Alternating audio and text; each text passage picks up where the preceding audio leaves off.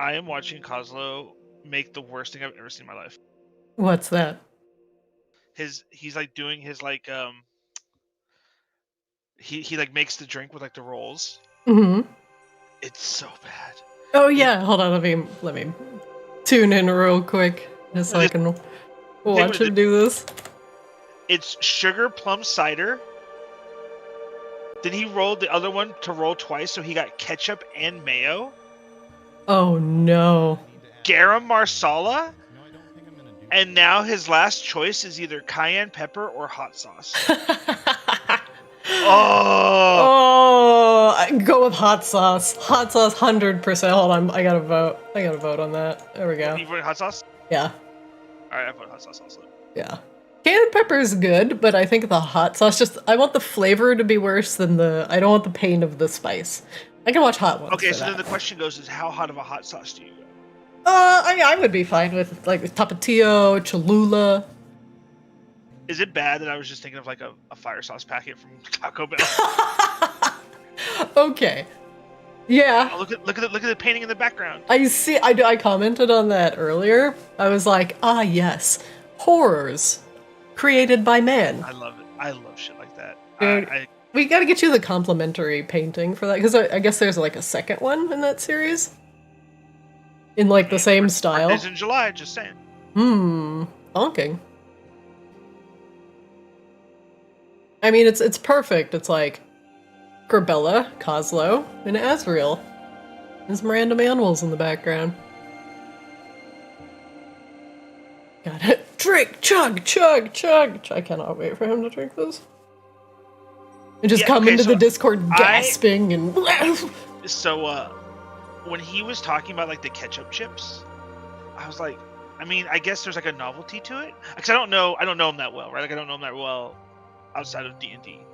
So like, I'm just like, all right, maybe the ketchup chips are just like a novelty thing from Canada that he enjoyed. I didn't realize that he hates ketchup. He despises ketchup.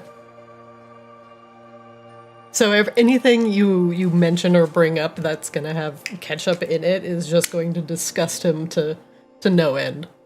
But how does he feel about tomatoes? Because like Nicole hates tomatoes. Well, yeah, I'm the opposite. I don't know how he feels about tomatoes, but I know he likes ketchup. We'll have to ask Cherry when she gets in. But like I'm the opposite. But I'm also warming up to not beefsteak tomatoes because those are just awful in every way. But I cook tomatoes like on the stove and I like fry them up with butter. If we ever get burgers, Nicole always has to go no tomatoes, and if like they ever fuck up and put tomatoes on there, she just hands it to me and I'll eat it whole. If somebody puts a tomato on my burger, I don't like the taste of beefsteak burger or tomatoes so bad I will just send the burger back. Like, oh, just take off the tomato. No, I don't want those disgusting tomato juices that I can taste all over my burger. Like, I do not like raw tomatoes. You know that. You know what you could do though? Be a fucking adult, alright? I can't. Because they're disgusting. It's like telling me to eat shit. Like, would you eat shit and be a fucking adult? Adults eat poop. No, I refuse to be an adult. You can call me a literal child. Oh, here he comes. Well, that looks like Tapatio. Yes, boy. The bomb beyond insanity? The dub bomb. Cherry, we have to ask. She's muted. Oh shit. When she unmutes. Buttons are hard, sorry. Oh, no worries. Will Josh eat tomatoes? Yes. Okay, so he's the opposite of me. So I don't eat tomatoes, but I'll eat ketchup, but he eats tomatoes, but won't eat ketchup. Yeah, he doesn't like the high fructose corn syrup. Everybody thinks it's the vinegar. It's not the vinegar. Oh, that makes sense. Well, if you like hot sauce, obviously, because most hot sauces are vinegar based. Yeah. Yeah.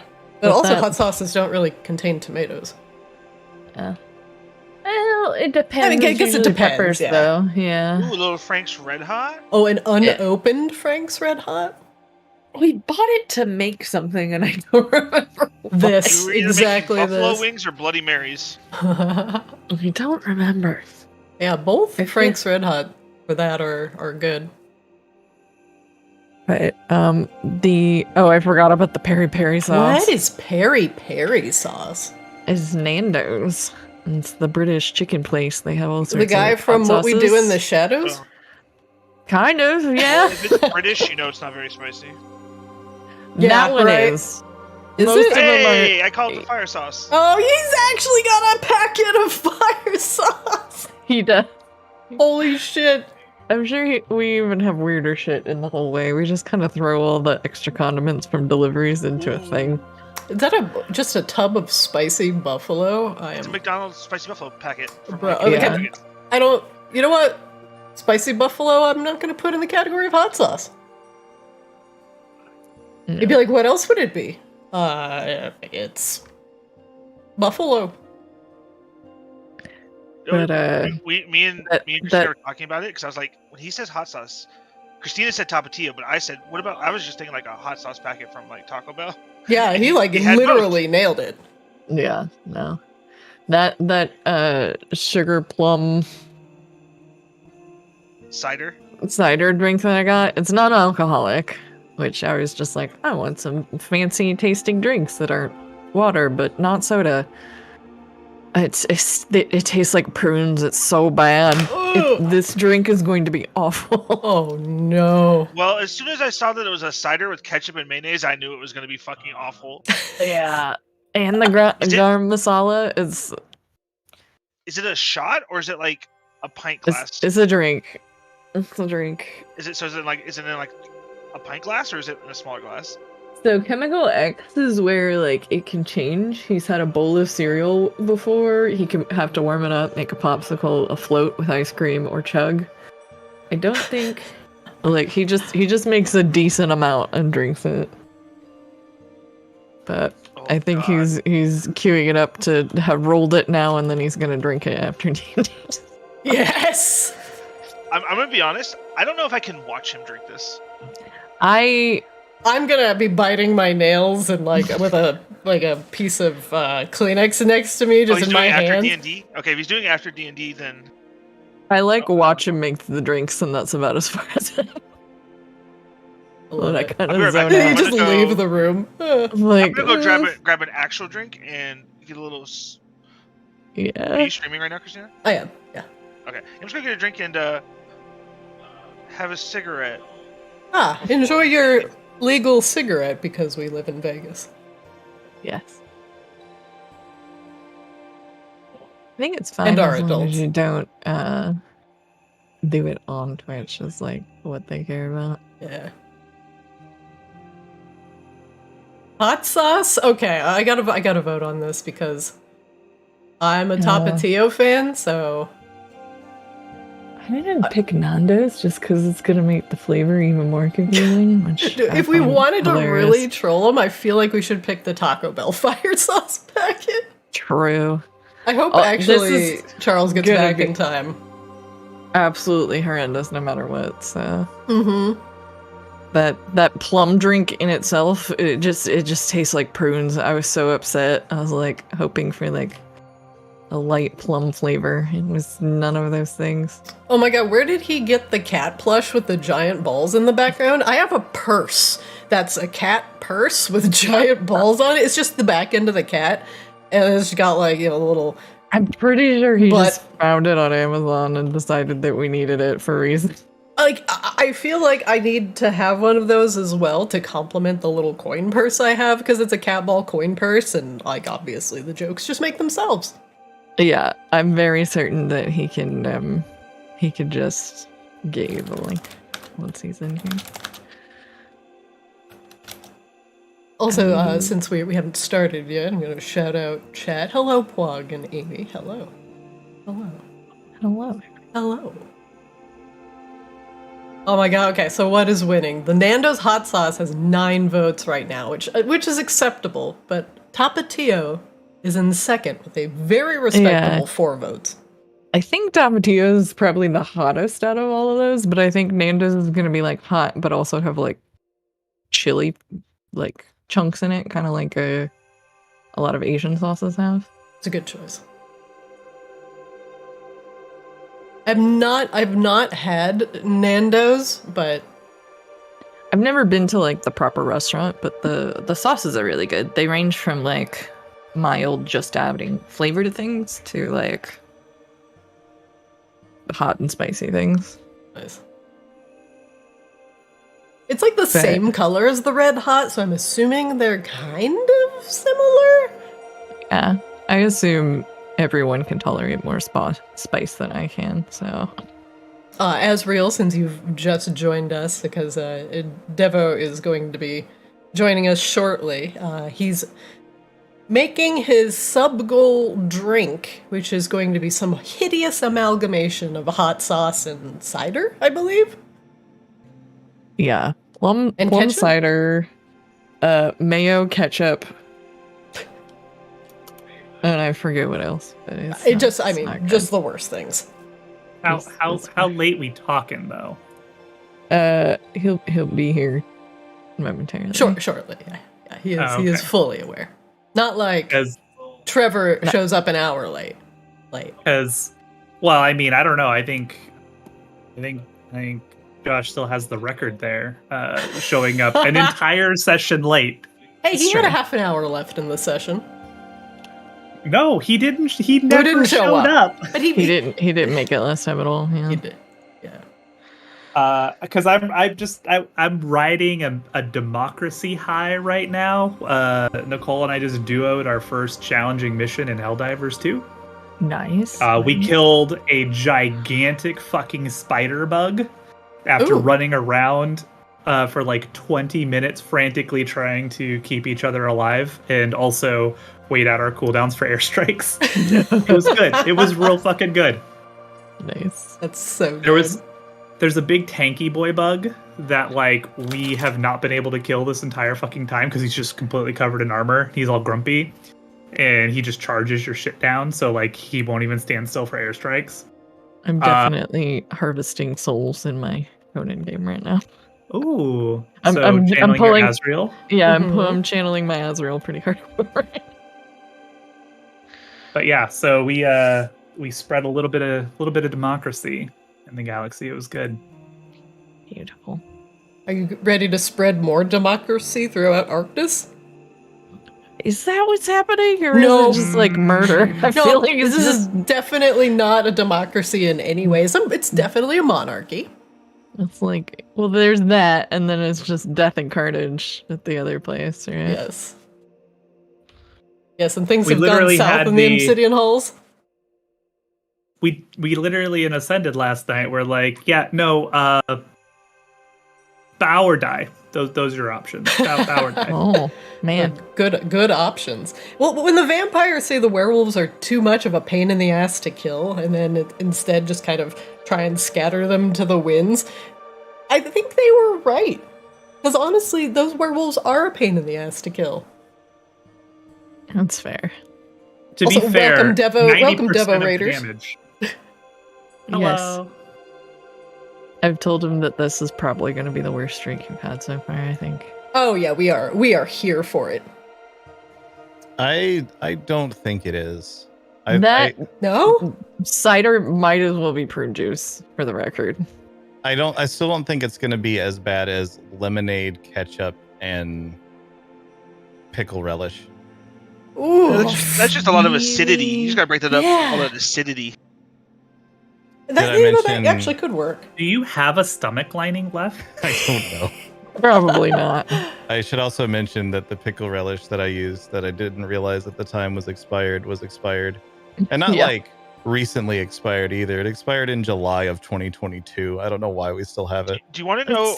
Because I had to stop making tuna sandwiches. Is how when you saw it was expired, you still put it back in your fridge. It happens. Yeah, I don't know why I did that. You're like, expired? Wow. Oh, well, back in you go. There you go. Just lay you down. Okay, the current drink is garam masala, ketchup, mayo, and hot sauce. Josh. And sugar plum cider. All I'll say is... You might as well call it just sparkling prune juice. I would say accidentally pour heavy on the hot sauce to try and drown out the rest of that flavor, man. Mm-hmm. Yeah. I actually think the hot sauce, like this particular hot sauce, is likely to drown out that whole flavor of everything else anyway. Which one are you doing? I missed which one you chose. It's the Nando's Peri Peri extra hot. Whew. Whew. hey, you know what? If it drowns it out, good. Good. Good. All of this is bad. It's fine. Did you get an automatic crowd pummeler last week, Josh? At least? I did not. What? 2 kills on that boss and it hasn't dropped yet. Absurd. I mean, it's only got a 50% drop rate. It either happens or it doesn't, right? It either drops or it doesn't. Maybe it drops or it doesn't. 50-50 shot. Well, hopefully you don't have a bunch of You're gonna tell me paladins I'm also wrong, rolling on it? bro? God damn it. Somebody teach Your this sister was a man witch. probability.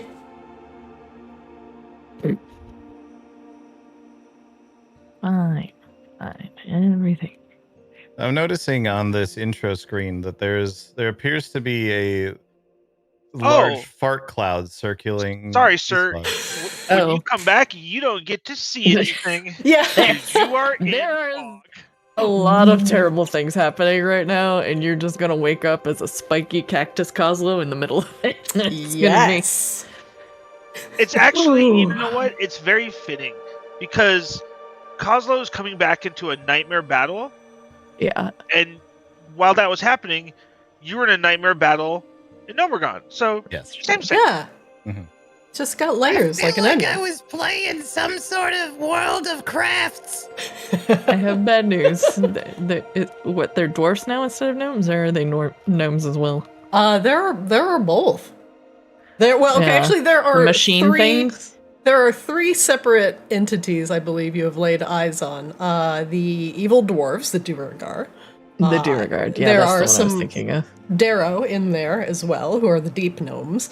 And then you saw the muscle mommy, who is not a dwarf or a gnome. The muscle mommy is a Goliath. Yeah. I I wish I figured was like an action barbarian. I could be like somebody tell Willy Wonka to put his Earth Genasi Oh, balloon adjacent, back I'm in the assuming. Mm-hmm. Yeah. I was playing a Goliath in a different campaign a year ago. It was fun. I like I will Goliaths. never forget you sneaking that guy through whatever you snuck him through because you determined that the Oh, hole yeah. with the stuff and the things. We had so we had my character who was a Goliath, and we needed to sneak in somewhere, and we had a fairy in the party, and the fairy had the ability to sneak into any opening that was smaller than 2 inches. Mm-hmm. Old Right, fairy that was- rules, that yeah. was- that was up to 2. Larger than 2 inches.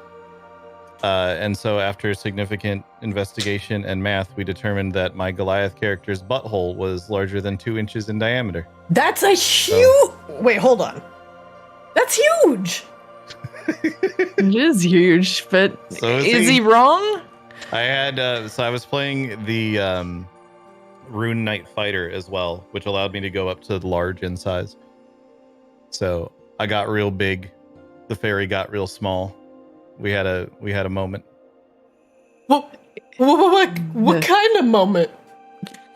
An intimate one. Oh, Yes. oh.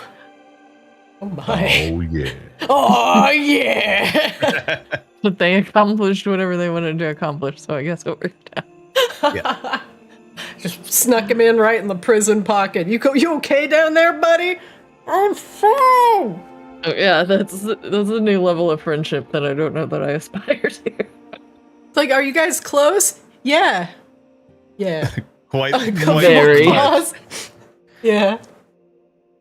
It's okay. Apparently, we had the Vor episode last night with the Ascended party coming across a night garm, which can take only 1 round to swallow an entire medium-sized creature whole. My God. Yes, Rain got to experience the inside of a werewolf, and you may be asking, what's the inside of a werewolf like? I don't know. Rain? The only thing I can really describe accurately that encounter is like the scene from Watchmen where Rorschach's like, I'm not trapped in here with you, you're trapped in here with me. Because Ray did proceed to do like hundreds of damage from its stomach lining. It's true. Rain was also covered in a crunchy outer shell, so it was just a waiting game of if the Night Garm's acid was going to kill Rain first, or if Rain's armor was going to shatter first. And it I was did good get because it was good pretty value close. out of Song of Defense. It was not close at all, Christina. Okay, well, you use Song of Defense like 3 times, and True. Tensor's transformation. And you're like, I've yeah, never not had even to close. use Song of Defense before. I've never had an occasion to do it. It's amazing. It's It's so good. extra. There's no reason Blade Singers need that. It was really ridiculous. I did a lot of damage to you. I also did a lot You of damage to Dreon, and I figured out why his AC is so low. Oh. Because he's just wearing, it's a chain shirt. It's Laryl's chain shirt of necrotic resistance. It's a chain thought it shirt was- plus 0. Like, it's a I thought it chain was shirt. chainmail. I thought it was literally chainmail. But he's got an AC of 16. He's wearing, let's see, let me double check. I'm clicking. You gotta get that 17, 18 range, man. Yeah. Laryl's mean, it Elven doesn't- Chain of Necrotic Resistance. I believe it is base Oh, AC so it just 15. says chain. Yeah. So it doesn't say That's the shirt problem or there. the whole thing, so. Yeah. And then he's got get plus that 1 voice because from- of his dex, so I don't think he actually has been suited up with armor. Well, I keep saying this. Like, we keep having Dreon front and center as a tank, which is like. I get that RP-wise, sort of the thing, because he's supposed to be Raine's bodyguard or What? whatever, but I feel so bad. I feel so bad every time he just gets fucking checked. Dreon is the furthest thing from a tank in our party. He's a DP. He's a rogue. He's like an outlaw rogue. Like, you look at him and he's gonna die. He's a Fury Warrior. Like, give him some fucking credit. Fury for starters. Warriors wear plate. This Well, man is wearing a Not chain in classic, shirt. they don't. Oh, he fucking got me. All these fucking Fury Warriors rolling on my feral gear. Okay, well, that's ridiculous. Are they Motherfucker. wearing leather? Yeah, because it's best in slot for warriors. Wow. Okay, well, this is Yeah. dog shit world. Yeah. Dude, classic era was fucking weird, okay? It was. Like, it was a legitimately weird time. I remember myself wearing some double sore leggings on, a class that probably shouldn't be wearing just leather. But yeah. I Good shit. remember Donet tanking Blackwing Lair in like fucking what is the weird dungeon where you have to go get all the poison gear and shit from? That was, what, AQ? Where you gotta go fight No. Huhuran with all the poison. Oh, Maradon. Yeah, Maradon. Like, he was running like blues from Maradon for his fucking feral tank spec to tank Blackwing Lair, and it fucking worked. God. Classic Just was a weird shenanigans. time. Absolute shenanigans. All right, everybody. Welcome back to D&D. It's good to have everybody back at the table because we have a very interesting episode or two coming up. We'll do a quick recap for Coslow because he missed last session. And then we'll get right into it. You may notice that Seaswab is a living black fart. That's going to be relevant. Yep. Previously on Arctis Kaamos. As the party had decided within Coslow's den to venture back down into the Obsidian Halls to see just exactly what was going on between Vakars and Magmara, the two elemental cities that did not share any common love for each other. The Vakarans and the Magmarans have been at odds for quite some time, thanks to their, at least the Vakarans' leader, the great Fire Lord Novus, who sat upon the elemental plane of fire, supping himself upon the ley lines that he now had dominion over, thanks to the bond between him and the Vaki, the lava elves. As the lava elves have had problems of their own dealing with the Magmarans, including an incursion on the Obsidian Halls, the lavamancer college that teaches the elves how to harness the powers of lava and use them against their enemies. Seems like the Magmarans have had a significant issue with this, and it turns out you guys have found some interesting tensions between the Magmarans and Novus. As you have headed down back into the Obsidian Halls to search for Charlindra, who's hopefully trying to keep the peace alongside Magmancer Peya, the fire elemental, and Annalie, the earthworm-haired Medusa that also worked at the Obsidian Halls. As you went back down, you discovered that the ley lines were acting erratically and causing spikes of magic to occur each time the arcane was summoned. As Kozlo was busy trying to at least repair the ley lines while you looked out to see just what was happening, when you teleported into the Obsidian Halls, it did not bode well. Immediately you saw blazing blue fire on the east side of the room, consuming a piece of furniture and a dead body of a Vaki student sitting by the door. Exiting, you noticed that there were deep dwarves and deep gnomes, Duragar and Darrow, who had now taken over the halls. Some missing limbs replaced by machinery, others wielding flamethrowers with giant blue tanks at the end that spewed blue fire all over the halls. The blue fire seemed to be consuming some parts of the Obsidian Hall. And the Magmarans seemed intent on its destruction. With a battle cry, Grabella raced into the hall to meet the Duragar head-on, but did not look both ways before crossing the street. And so the range was actually real. It really was. And a significant amount of Magmarans who were down the hall the opposite direction had joined the fray. But every time Azrael, Grabella, and Seaswab invoked the arcane, they also invoked wild magic, as the ley lines were currently being damaged by the angry Magmarans wielding flamethrowers that spewed slow. It wasn't just destroying things on the physical plane, the material plane, but also having an effect on the ley lines as well. In order to stop these Duragar, you all joined the fray, and were having various negative effects from the wild magic that was percolating throughout the halls. Let me look at my treasure chest notes. So we had the following wild magic effects occur while in the Obsidian Halls that are still persisting.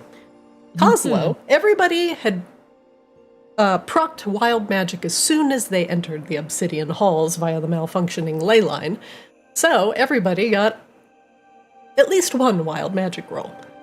As for Kozlo, cactus spines had sprouted all over your hands and arms, turning you into a tiny green cactus goblin, though it was now very difficult to hold anything in your hands due to them being covered by multitudes of cactus spines.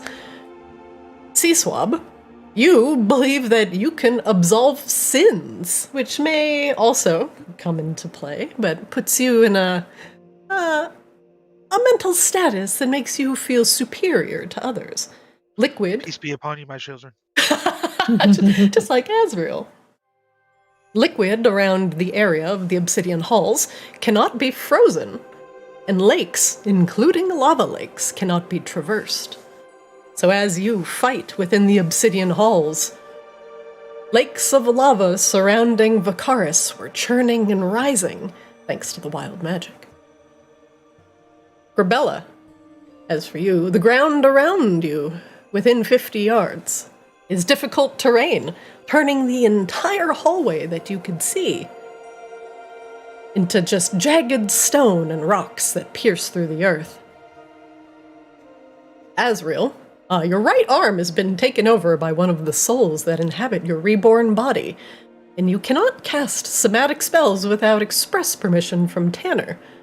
Tanner will more enjoy the murder part, so he probably won't have any qualms against using offensive magic against your enemies. You're also afraid of puddles, and will not get near any puddles of blood. You are immune to fire for 1 year. And have... You did one thing right. Yeah, one was actually good.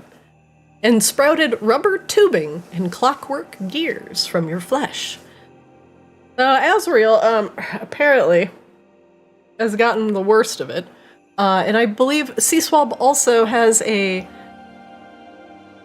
very light wind running around him in a 10-foot radius that has dispersed one of the effects of the wild magic, which was the darkness coalescing around everybody.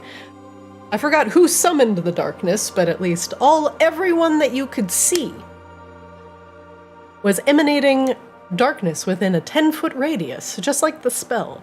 It couldn't be pierced with normal vision. Hence why Seaswab might be... Actually, in the other scene, Seaswab doesn't have the darkness because he has used his wind effect to kind of disperse it. But otherwise, I do believe Grabella and Azrael both are still under the effects of the Dark Cloud. Also, one of the better games for, I believe, the PS2? I love Dark Cloud. And Dark Cloud, too. But anyway. Now, with the Duragar, Darrow, and the angry Goliaths now roaming the Obsidian Halls, it is up to you whether you want to put them to the sword or find out who is behind this incursion. Murder. Yes. We shall continue now, back in the Obsidian Halls, where Kozlo has managed to at least stabilize the ley line working around his cactus fingers, and the rest of you have caused a significant amount of ruckus within the lavamancer's school. One moment, please. Yeah, we're the ones who caused it. Yeah, it was totally us. Why is it when something bad happens, it's always you four? Yeah, 'cause things, stuff. Oh, there's so many horrible things happening. First, let's get an appropriate banger going on.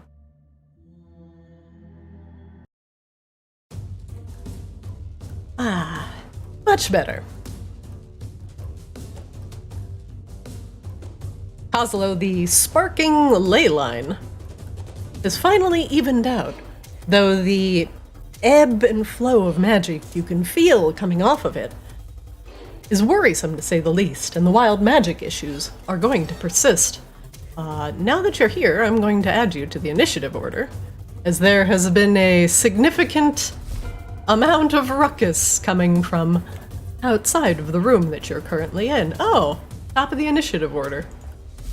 That's great.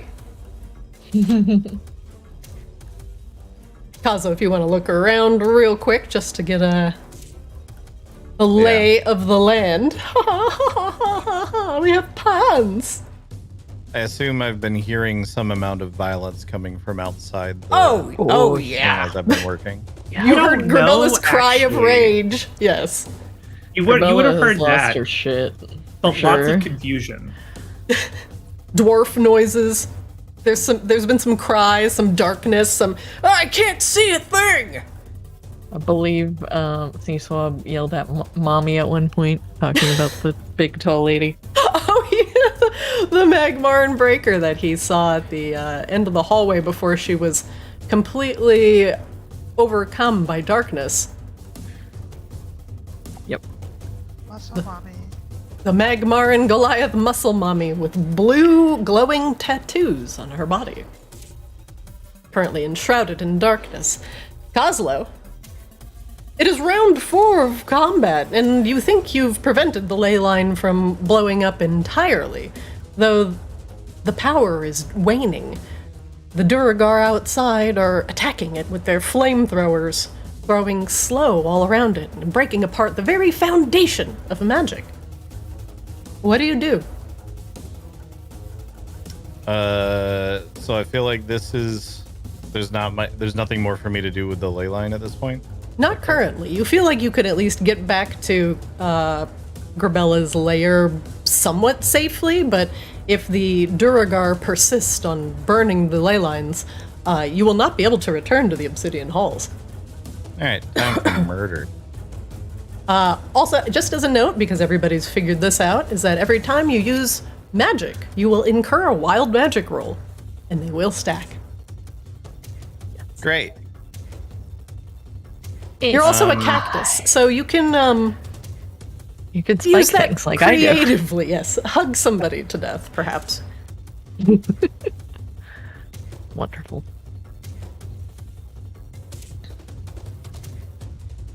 All right. Well, I will, because I can't really do anything in here. Hold on 1 second. I actually have to check something real quick. Oh, this is a different interface now. Okay. Oh yeah, he you was were right. here yesterday for the go through of the character Yeah. sheet. Yeah. TLDR character sheet's a little different. Yeah, I need to find my spell listing. So if you double click on your token on the right side, there's 6 tabs. Oh, I see a tab. So 4th from the top. There will be some pretty- improvements. The mouse over is really useful. You can't pop them out though. What's Yeah, the- pop out's broken currently, so apologies for that. But it's pretty, overall, I think, easier to understand, at least for me. Makes my brain happy. It is very Okay. pretty. I actually think not having pop out is a feature. Now that I think about it, because if you force people to keep opening it every time they want to do it, it gets you more used to the interface itself. This guy UXs. I'm going to go ahead and take a dash action so I can move a total of 60 feet Okay. and just come down here. The corpse of a bleeding Vaki student lies in front of you, in front of the door. It has been stabbed multiple times, and the skull has been crushed in. Seems bad. Yeah. There's a reason Garbella is absolutely losing her shit. All right, I think that is all I can really do this turn. Oh. The cactus begins to waddle out. Rebella, you are still enshrouded in darkness. You cannot see anything around you. Oh, it's my turn.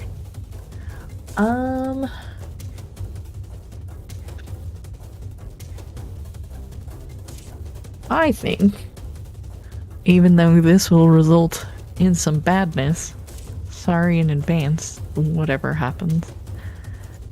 I think we're gonna sword burst so we can see if anybody's around us. Okay, all creatures within 5 feet of you must make a dex save. There are no creatures within 5 feet of you, Grabella. I'm going to make a wild magic roll for you.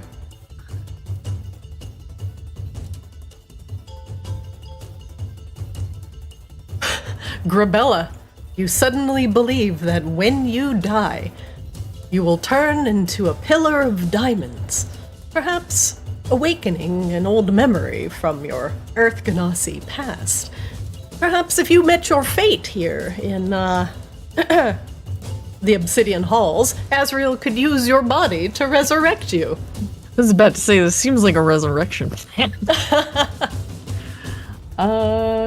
And then we're gonna step forward.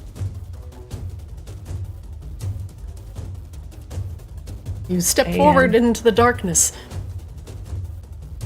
You can hear the grumbling and heavy breathing of some of the dwarves around you, but you still cannot see or feel where they are.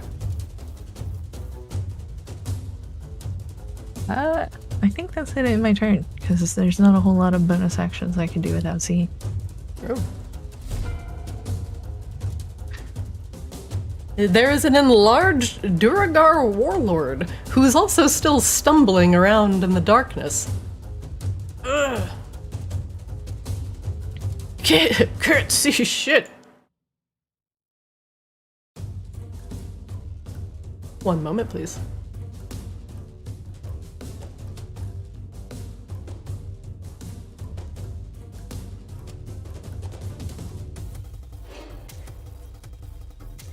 The Duragar warlord will cast invisibility on themselves.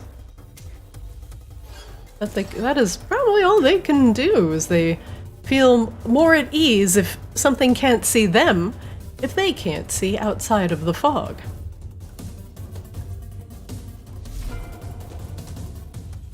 The stone guard as well, continuing to stumble about.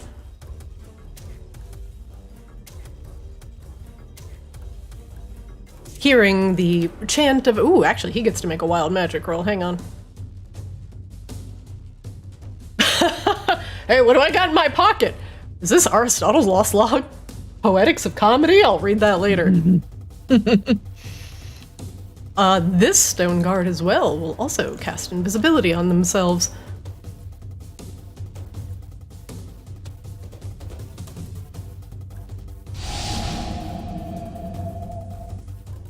And they too will disappear into the darkness.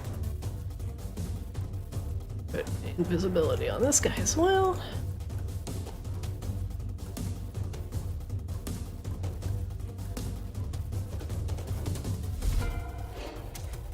There's a Magmarn breaker who's just going to walk forward a little bit. Well, first she has to make a wisdom saving throw because she isn't with spirit guardians. Oh, she is. Okay, hang on. Wisdom save. What's my DC? 17. It's not 3. Not 3. Let's see some spirit guardians damage. 5d8. 17 necrotic damage. Oh.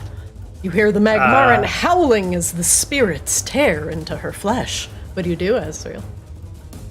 I mean, it's her turn. It is. I just wanted to make sure you were good. Yeah, she also has half movement, and she's already on whatever difficult terrain. So yeah, she's gonna probably move forward 1 square. And will attempt to attack with disadvantage because she is blinded. I am floating 5 feet up too. Okay. We'll go disadvantage -2. She swings a greatsword in a massive arc blindly, just hoping to hit something that is close to her location. Situational bonus -2 with disadvantage. Really? I rolled a 20 and an 18. Azrael, does a 26 hit? Sure does. Azrael, that will be 15 slashing damage from the Magmaran Breaker. She swings the sword in a wide arc.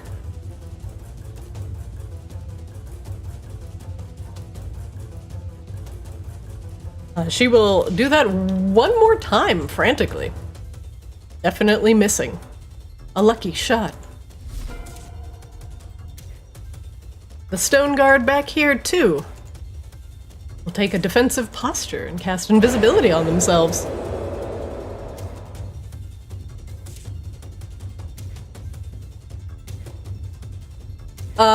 This stone guard is also in the Spirit Guardians, correct? No, Spirit Guardians is 15-foot radius around Azrael. Okay, so a little bit too far. Did we get other wild, wacky hijinks from that invisibility? Do. Let's see. They are restrained. Foliage grows wildly beneath the target's feet, entangling him. Amazing. This invisible stone guard is still invisible, but there's a bunch of plants on the ground, and he can't move. So it makes him a very obvious target. He is invisible and restrained. Azrael, you're up. I guess this is the only thing I can really do. Well, yeah, because all my spells require to see them, so... Well, energy drain, which seems like something Tanner would be about. You must Disadvantage. placate him. That'll be disadvantage. Ooh. That'll hit.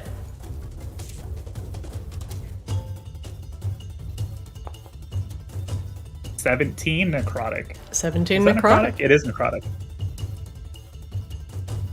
The Magmaran's life force is siphoned out and returned to Azrael if, well, of course, the Magmaran dies, and Azrael can make a new Karen to join them.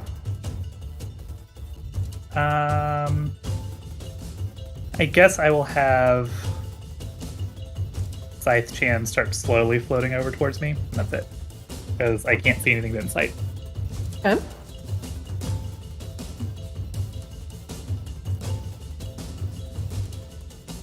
One moment, please. Sea Swab, you're up. A whipping wind surrounds you in a 10-foot radius, clearing away any smoke if you wish from your friends. You would have to walk close enough to them in order to clear away the smoke. Rebella's around the corner. Azrael, you're presuming, is down the hall to the other side. I did see Azrael go that way before the fog, so that would make sense that he would know he's down there.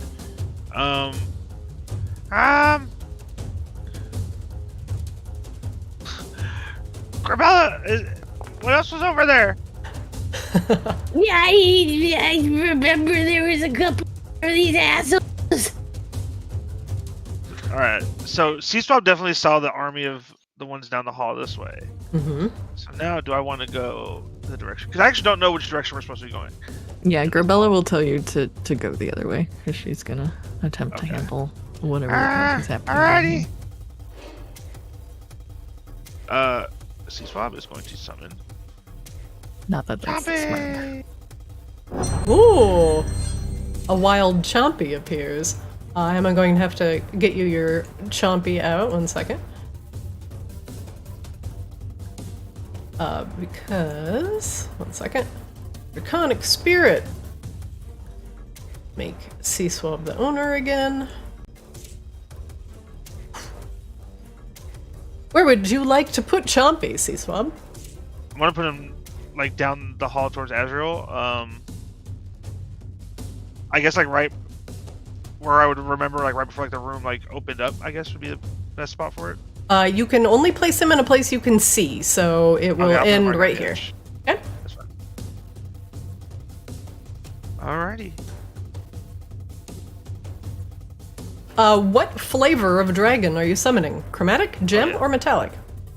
We're gonna go. I gotta see what each one is real quick. I should remember this, but.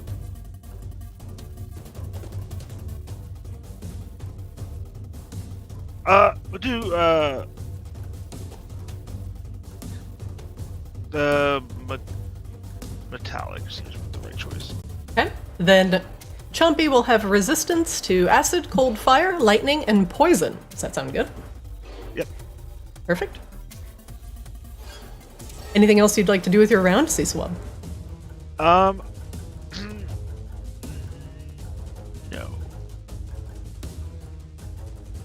I will add Chompy to the initiative order. Chompy!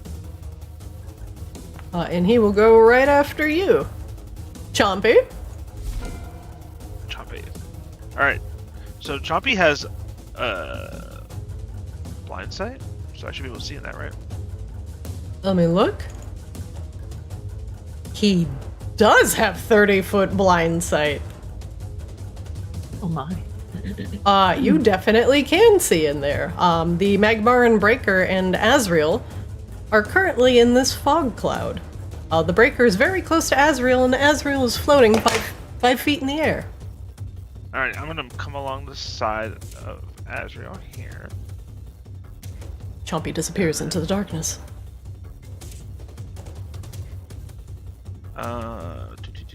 Oh yeah, before you do that, hang on. Boop. Oh. All loot is counterfeit now. Oh no. All of the coins and all of the dwarves and the Derigar's pockets are fake. I don't. Okay. T-Swab is just out here ruining ecosystems and economies with his wild magic. real. Yeah, does that hit like everything that, like all of the people's belongings and shit? Like this place is already fucked, but are they like just fully economically fucked now too? Because all of their money is now fake. Within a mile, yeah.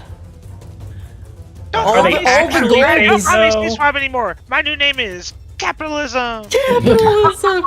All the centers of the gold have now been discovered to contain meager bits of copper, plated with nickel and polished to a yellowish sheen. How unfortunate. I'm going. Yeah, wait for the first chance we get to see some money around here. Also, as a reminder, we'll just say all of the hallway is difficult terrain. Alright. I'm gonna hit the breaker with my multi-attack. Chop it. Alright, make a rend attack equal to half the spell's level. Rounded down. I believe that'll be 2. 18 will hit the breaker. 14 points of damage. A quick slice, and you hear the Magmaran cry out in obvious pain. Chompy has no problem seeing through the fog. Chompy. Get him, Chompy. Chompy misses. Oh, Chompy. Chompy now. That'll end Chompy's turn.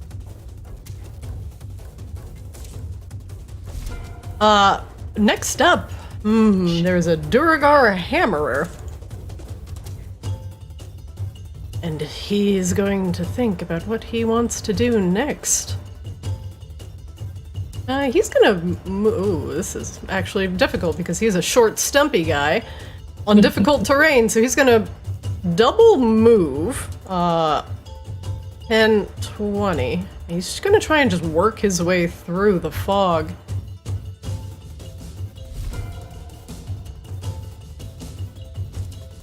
A Zarin, one with the slow throwers, may do something similar. And just move 20 feet in a direction, slamming into a wall north of Azrael with a very loud and metallic thunk. They still cannot see a thing. Is he within 15 feet? He is. Wisdom save! Wisdom save. Okay. That's not good. That is not good. 29 narcotic! Oh my god. Just howling from the dwarf as he walks into the swirling apex of spirits. Yeah, he might not make it out of that cloud of darkness, Azrael. Also, he has to make a concentration save. He's concentrating on something. I don't know if he's a spellcaster. He's invisible right now. That's why. Well, that sounds like a concentration spell. Con Yes. save.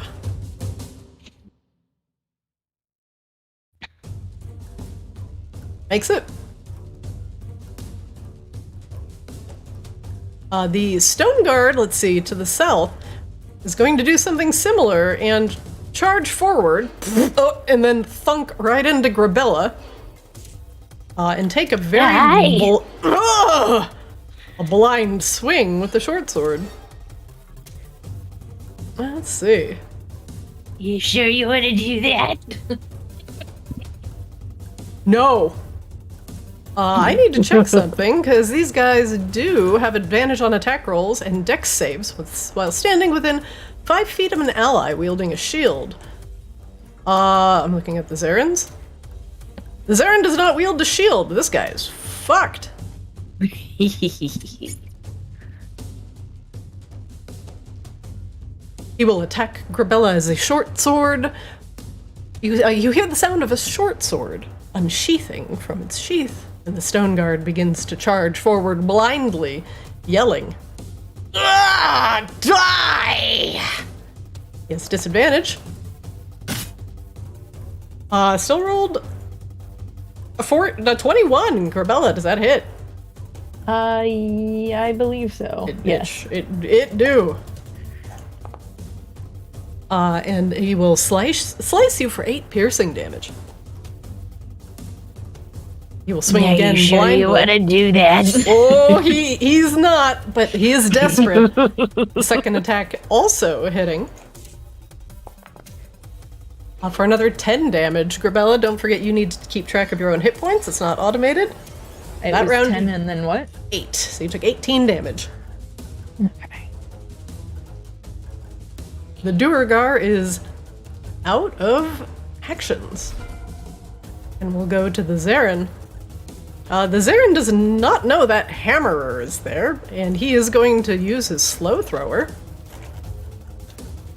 And just aim it in this direction. Oh, he actually misses the Hammerer with that.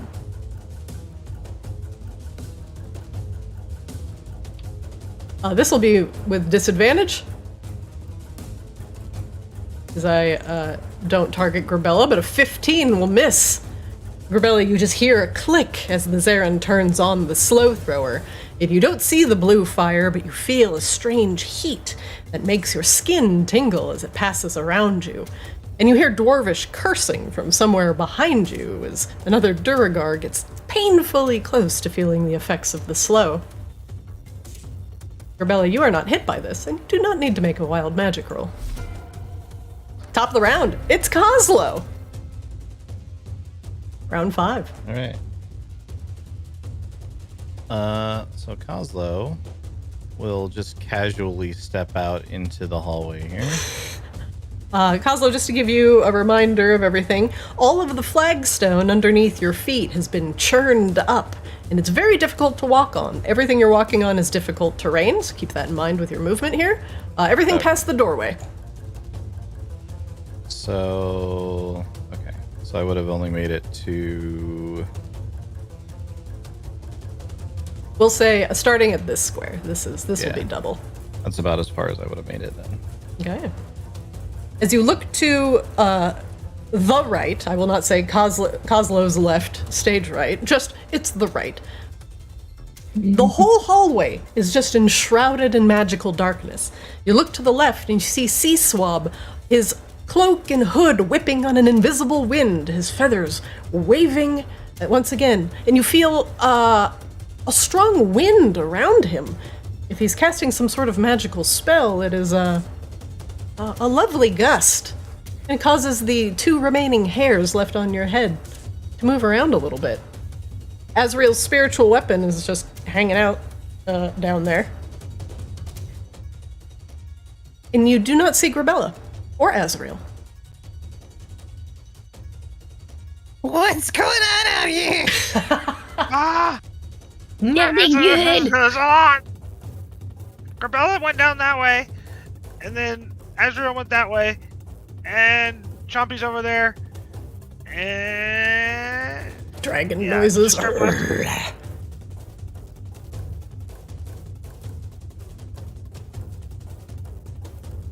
Casually summons turret.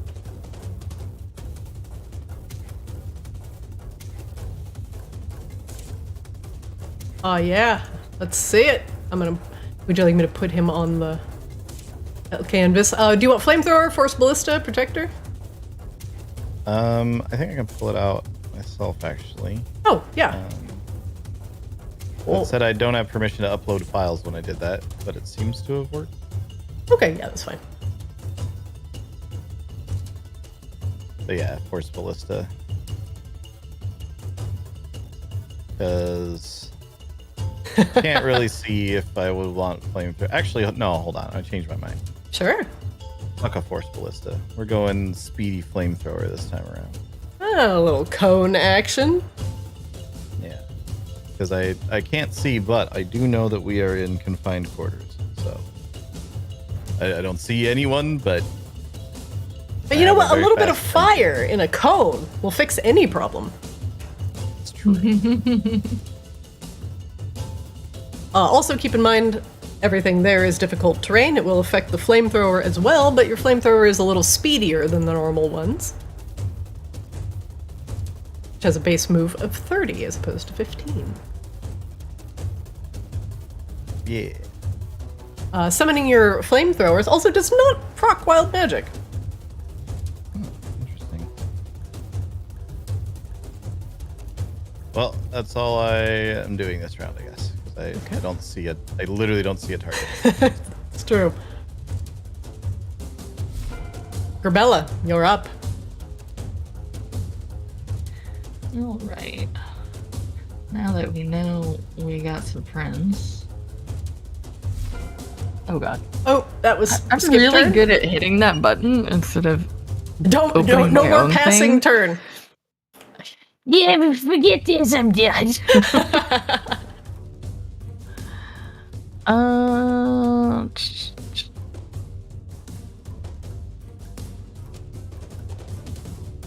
We're gonna try.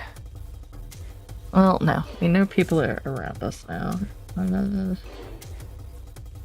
At least somebody slammed into you from the south, and there was a flamethrower that you heard click on to the right. Yeah. There is that. And at least one other angry dwarf somewhere to your left. But you don't know where.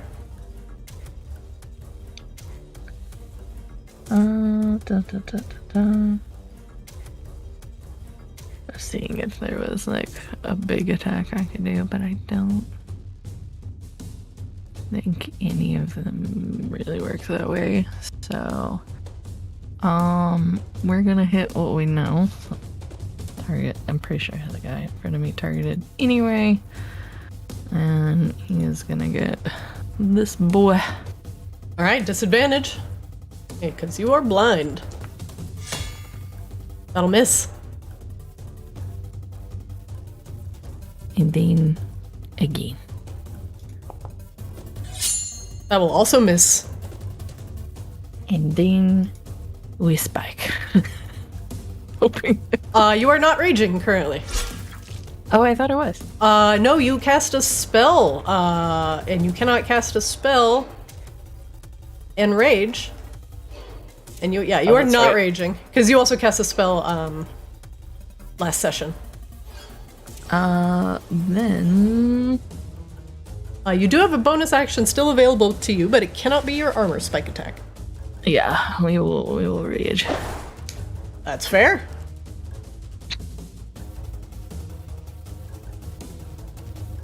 You hear Gorilla making a lot of noise, but not doing much. Just the sound of the sword cutting through the air, and then Grabella's extremely frustrated scream. Does that end your round, Grabella? Yes.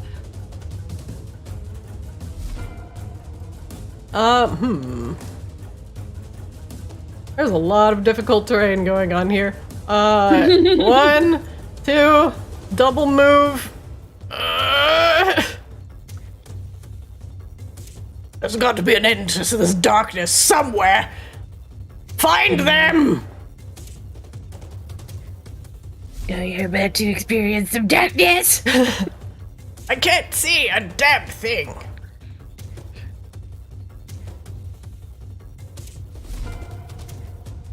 The Magmaran Breaker starts their turn very close to Azrael. They will make a wisdom save. Definitely fail that. And take 28. Necrotic damage. Oh, God. Alright.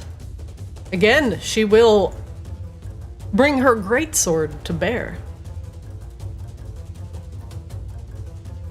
One moment. Swinging blindly in the darkness, she presses forward. With a 2 and a 1, that will definitely miss Azrael. And she swings again in a mighty arc.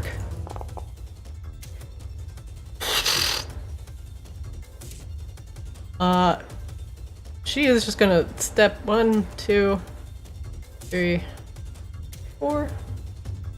Remember, she has half movement from getting hit with spirit guardians in addition to the difficult terrain. Oh my god, half of half. She was gonna move 10 feet. Okay. 5, 10. 2 feet. That is. She moves slowly against the onslaught of spirits. I always forget that Spirit Guardians also does that. That is Very actually good. really nice. Difficult terrain plus double move. Oh no, that's the guy. This one is restrained. This guy is in a glass house of emotion. You just hear as he struggles against the plants. Azrael? I think there's still like pretty much just the only thing that you can do. Which is solid, you know. Well, energy drain. If a creature dies, turn it into a shadow. That'll miss. 16. Nope. Okay. Oh, Azrael also regenerates 10 hit points. That's illegal. And spiritual weapon, you know, making his way downtown. Flying slow. Being slow. Eh. And he's homebound. Diddly diddly diddly. That's Azrael's turn. Everybody just likes hiding in this darkness. Sea Swab, the wind continues to pick up around you. What do you do? Alrighty. Oh, Azrael, should I make you roll wild magic for energy drain because it's a ranged spell attack? Yes. Yeah. Sure. It's not a spell. Sea Swab, you're up. I'll think about that. I'm thinking. I just gotta read. Well, then we'll be here all night. Oh man, he can't even read. He can't even read. This bird's illiterate. Why did we let him do all the book? Why was he managing the finances? Was there something about with my feet? It was just the wind around my feet. It doesn't say I can ignore difficult terrain, right? I still have half movement on that. Yes, unless you have something that makes you ignore difficult terrain. Let's see. No, but you are not. If you fly, you can ignore the difficult terrain. If you are hovering above it, you can ignore it. But otherwise, My flight doesn't work that way. So I will move 15 feet.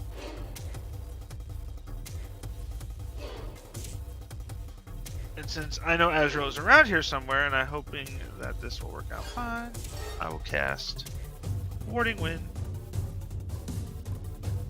a strong wind, an even stronger wind, blows around you in a 10-foot radius and moves with you. Centered on you, lasts for the spell's duration, deafens you and other creatures in the area, extinguishes unprotected flames, hedges out vapor gas and fog that can be dispersed with a strong wind, and is difficult terrain for creatures other than you. Well, everything is difficult here. The attack rolls of ranged weapon attacks have disadvantage if they pass in or out of the wind. Since your wind takes up the whole hallway, if anything were to try and attack Kozlo, they would have disadvantage as well. There you go. As you press into the darkness, it does get visibly smaller, and I'm going to adjust the effect on Azrael to reflect it. But you'd have to move in just a little bit closer in order for it to disperse entirely. The breaker is also creating this fog, if you recall, and hers will also shrink. Alrighty. That is, I believe, all I can do.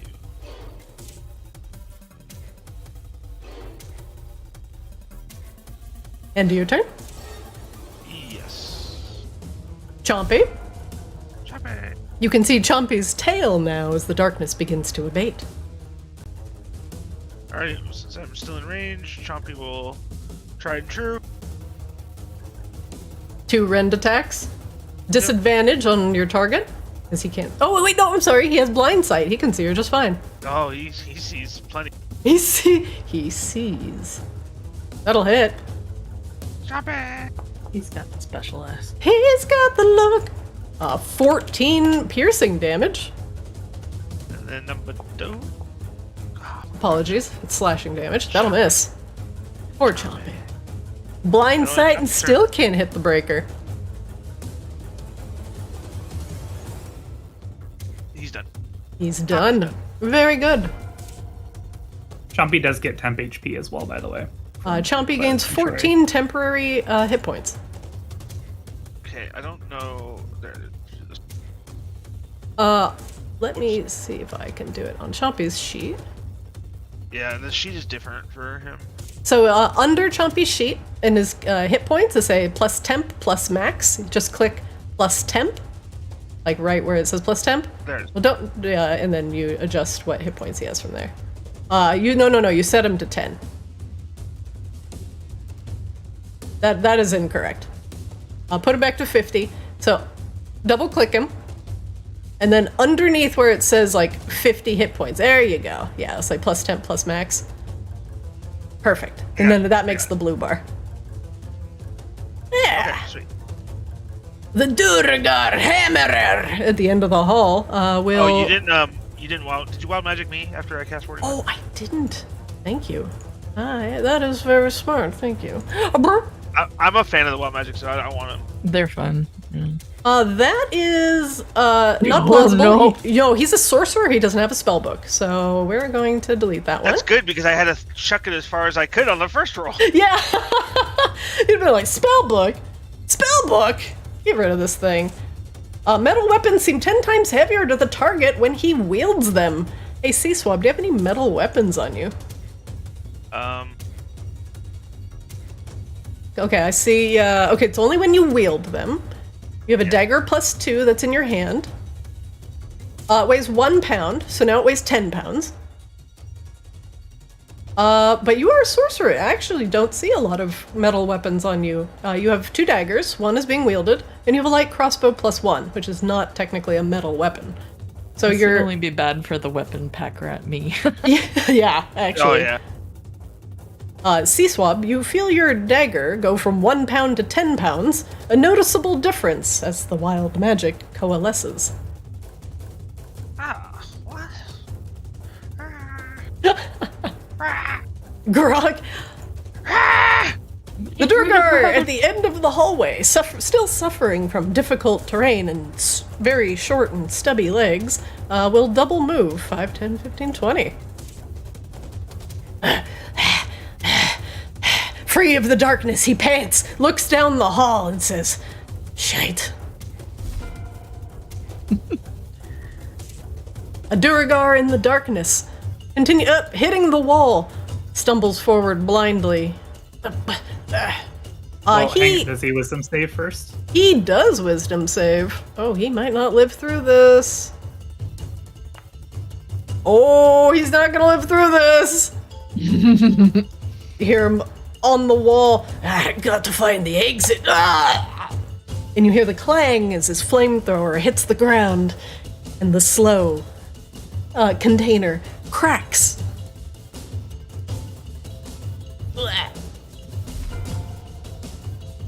The stone guard near Grabella, however, fighting in the darkness, hopefully will move about, get a better vantage point,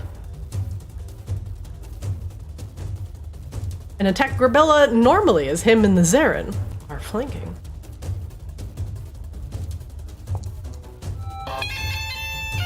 The stone guard sneakily moves to behind Grabella as the hammerer clears the way of the initial darkness and gets a lucky stab in between the ribs. Grabella, you take only 9 piercing damage from the stone guard. Is that halved? Because you are raging, that is correct. You take 4 piercing damage.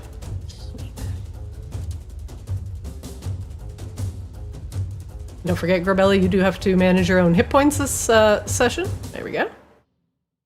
He will do it again.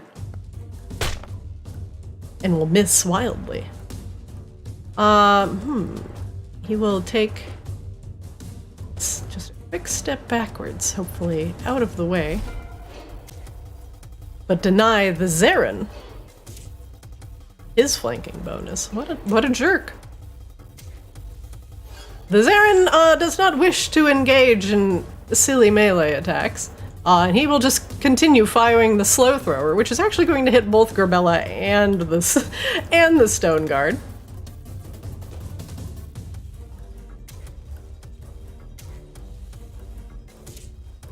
One moment, please. Gerbella, this will miss you.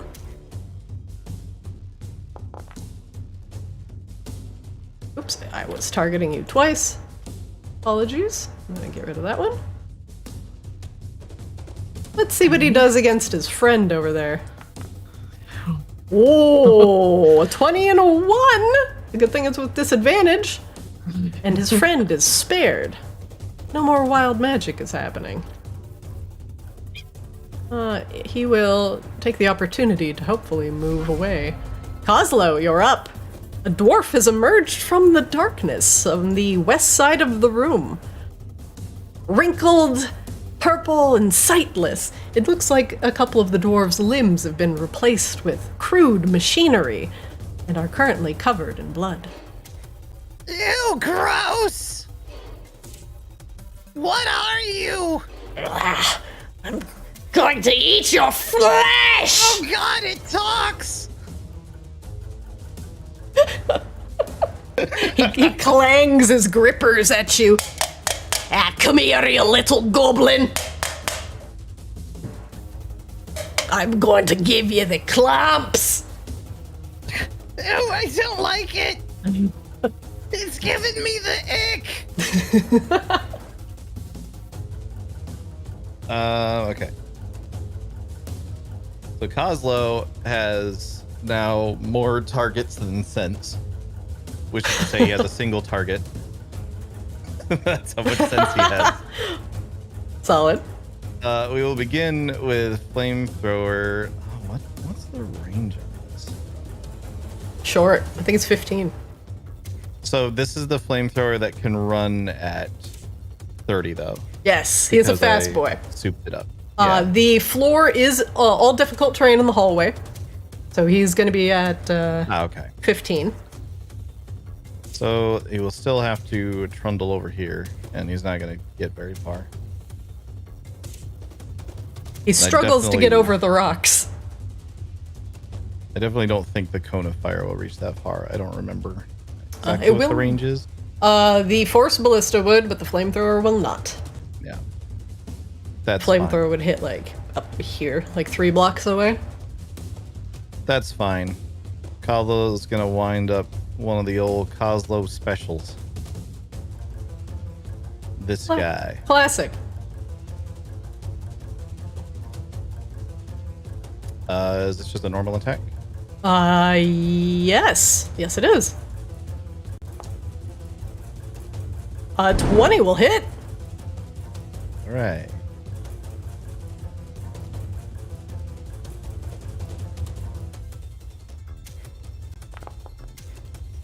Uh, 18 fire damage goes rocketing towards the Duragar.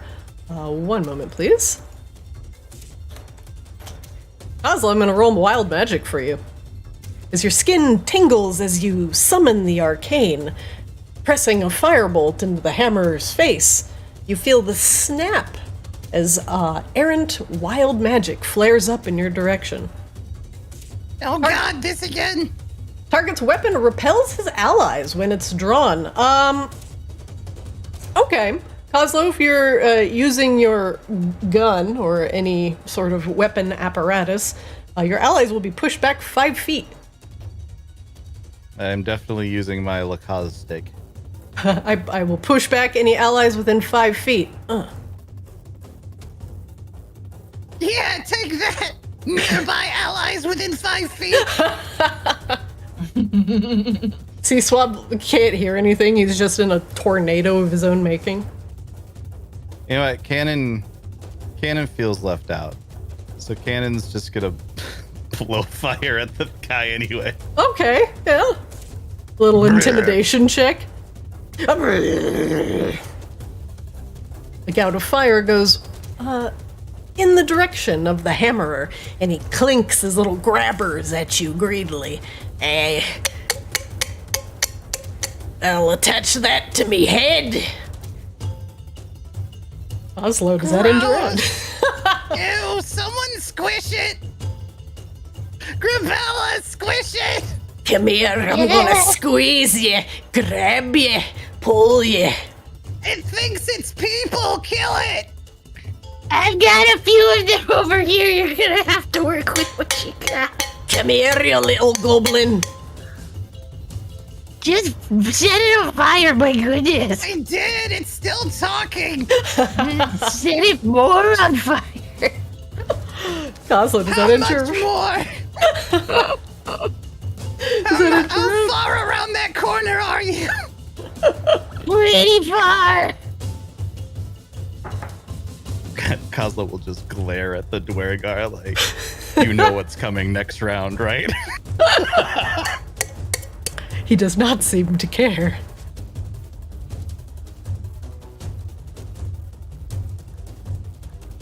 Alright, Kozlo, does that end your round?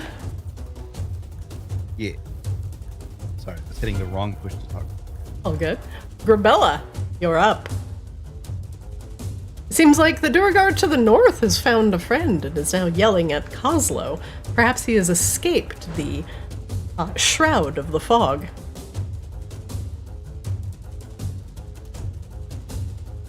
What do we have? Difficult terrain still? Yep, all difficult. Gorilla can see this one for a moment, I think. Is that how that works or no? No, you cannot Can see I out see- of the cloud, and things cannot Okay. see into the cloud, so you can't see anything.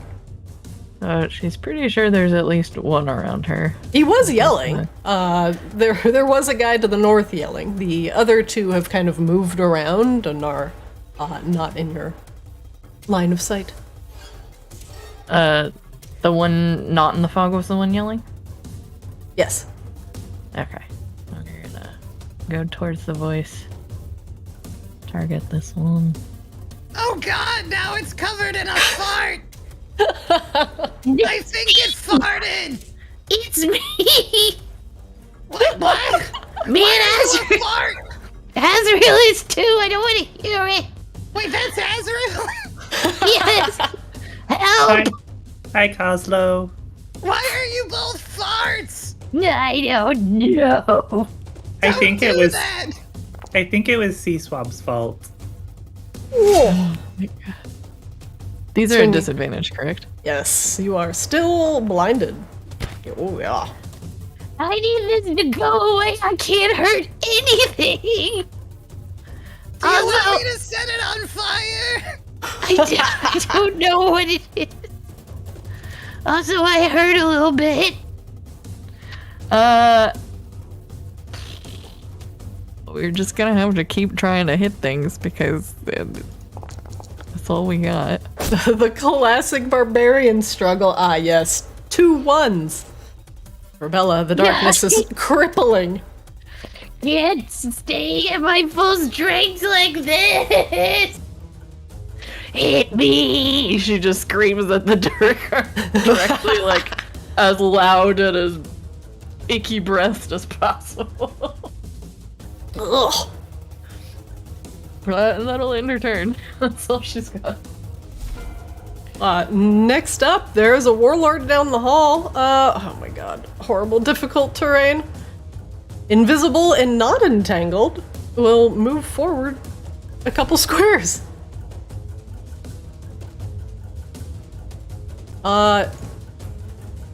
Press on. The Magmaran Breaker at the start of her turn starts it within Azrael's Spirit Guardians. Wisdom save. Oh. Oh, and actually succeeds. Still takes 13 necrotic damage. Ah! You hear her grunt and struggle against the spirits, but she is still up. and will swing blindly.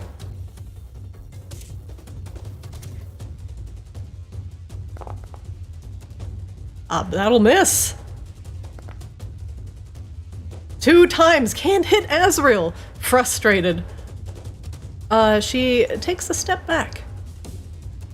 Ew, there's another fart coming this way! It's Azrael!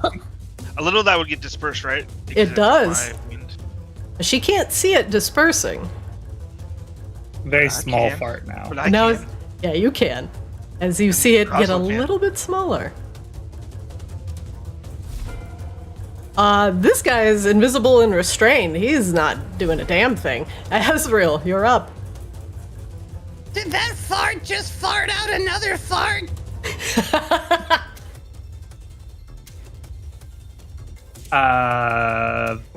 Keep doing the thing. Only thing we can do because everything else requires me to see.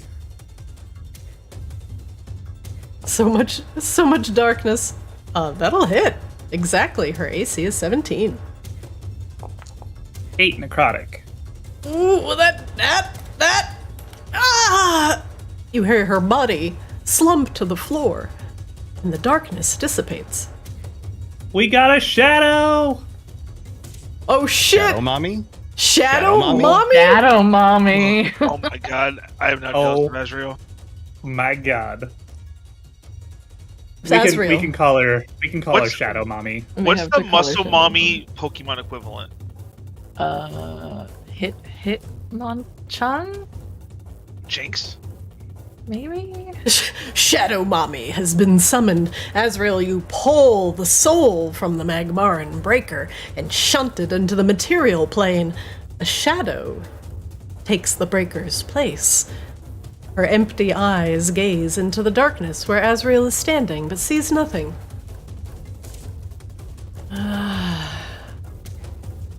Did I do it? Did I do the thing? Do you want Shadow What if- Mommy to enter the initiative order? Sure. Shadow Mommy does. Shadow Mommy does what Shadow Mommy does because Shadow Mommy is. Shadow Mommy Shadow rolls Mommy. for initiative. The shadow looks down at what was once her body, but does not recognize it, and looks to Azrael's darkness as their new master. Azrael, what else are you doing with your turn? We're gonna keep moving from side chan to some kind of action. I can just think that's all picture we can do. Scythe-chan, like, if it didn't fly, just kind of flopping over the rocks, like, trying to get to you. Just clink, clink, clink, clink, clink, clink, clink, clink, clink. He's having big Magikarp vibes right now. Side-chan uses Splash. It's not very effective. Azrael, does that end your That's it. round? Very good. Sea Swab, you're up. You noticed as the breaker took a step backwards, the smoke began to dissipate. But then, she blew up and became Azrael's Shadow Mommy. What do you do? Become smitten? No. This was what she needed to be. I'm just gonna keep trekking forward to try and like disperse the fog, so I can go 15 feet. Azrael, you're... Oh, I don't know why it's not connecting to you, but I will move it. Boop. Azrael, your fog disperses. And you can see once again. Boop. I did it! Your wind, excuse me, Sea Swab's wind whips around and disperses the fog and causes your hair to be tousled slightly. Me,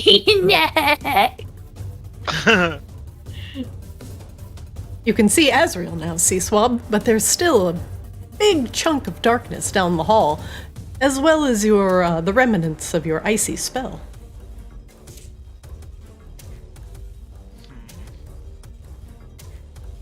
There is also an important door. I can't remember if it's the one right in front of Coslow or the other one that we should probably be checking pretty quickly.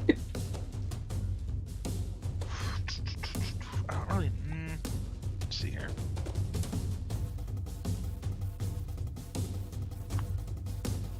See, so I'm trying to like wave at Azrael through his wind because he can't talk to him.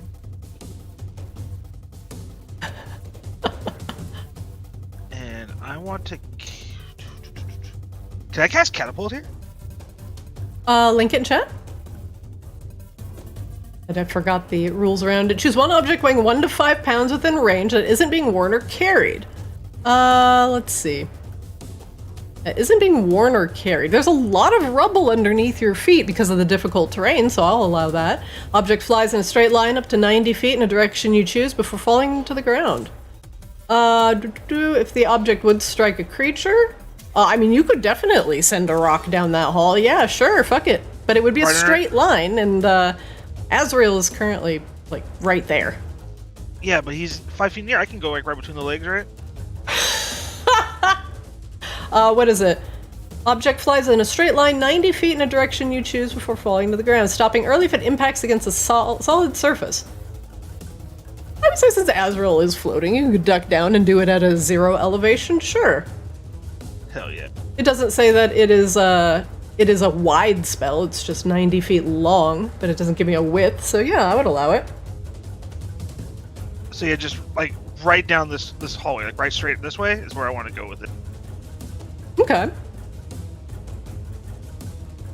Give me a damage roll first. Alright, the Warlord will be the only thing in that cloud that's going to be hit by something. So I am going to make a DC 14 dex save for it. It will fail real bad. Take 17 damage. It is still invisible, so all you hear is a rock solidly hits the Warlord. Azrael hears it. Azrael does. The rock hits the Warlord solidly and continues careening down the hallway. And Azrael, make me a perception check.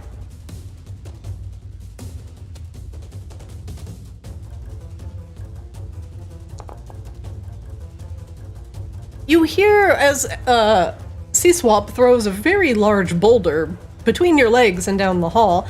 It hits the Warlord and keeps going, and then you hear it hit something at the very end of the hallway, and it shatters. It sounds like stone hitting a side of a mountain, and something has broken. Seaswap. Uh-oh. I'm gonna make a wild magic roll for you. All metal gauntlets within 50 yards close into fists. Who's wearing plate? Half or half plate? Azrael is. Azrael, you can no longer cast spells with somatic components. You cannot use your hands. Your hands close into fists. I'm checking. I don't remember. I think mine's... I don't know if you're within 50 yards of me, to be honest with you. Barbarians are generally not wearing plate. Yeah. I have 50 this yards is really special metal. Oh, it's because it's yards. It's yards, not feet. That's right. Oh, right. So it would be 150 feet? Ish. Yeah. Yeah. So let's see. All metal gauntlets close into fists. Okay. That is all of the Duragar. Ho ho! They already have their hands around their weapons. They will not be able to change weapons. They will not be able to be disarmed. Otherwise, they are stuck with just using their weapons and cannot cast spells with somatic components. Does my Mism armor count? It is, technically, it says it's a metal alloy. Are you wearing plate? Is the only thing I care about. Let's see. I don't. I'm gonna look at your inventory. Mizium armor, spiked armor. It's magically enhanced metal alloy. Spiked armor. It's medium armor. I'm gonna say no. Okay. I'm gonna say it is. You are not wearing metal gauntlets, which is really what I'm looking for here. Yeah, I have a ring on. I don't have and a buckle and goggles. You should be A good. bag of beans. It will prevent the Duragar from, say, like I mentioned, swapping weapons, but otherwise, and casting spells with somatic components, which can include invisibility. Sea Swab, you have cast Catapult and suffered the effects of wild magic. What else are you doing with your round? Ending it. Chompy? Chompy! Well, since Chompy can't see, he's just gonna go 15 feet into the void. Well, he can see, he just doesn't. I don't know. Into the darkness he goes. There are a few invisible Duragar in there that you cannot see, but Chompy can attempt to see with blind sight, unless they are actively hiding from you. It would give Chompy a chance to see these invisible creatures. Okay. I mean, I'll take my 50-50 chance. Chompy, make me a perception check.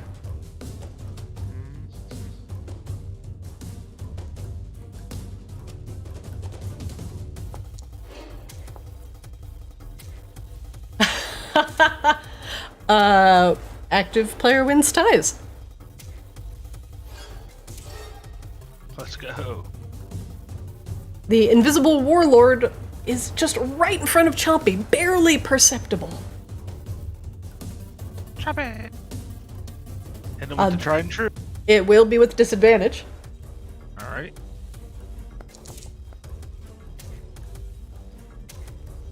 Does a 20 hit? Sure does. Chompy! Ooh. 13 slashing damage. There's no sounds of the warlord hitting the floor, so Chompy may have to try and strike again.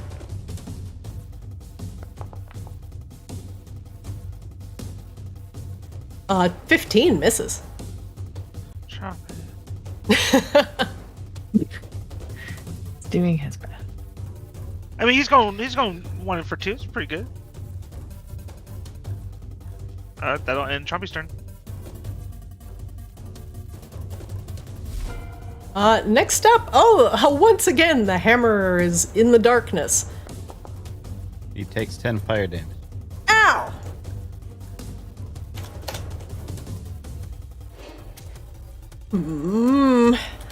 He's gonna give the clamps to Grabella. Let's see. Give her the claw.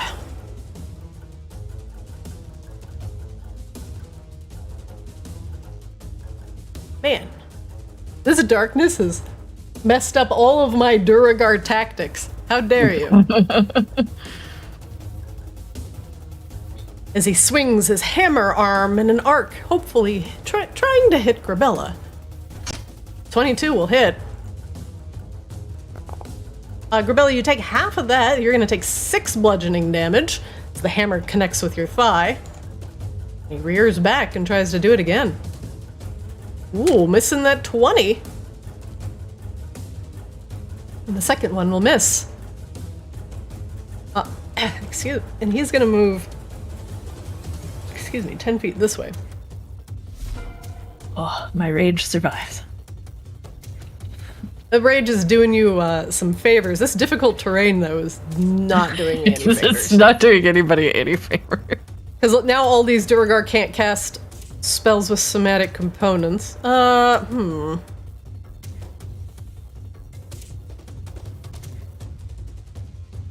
gonna double move here and just go around the outside of the fog.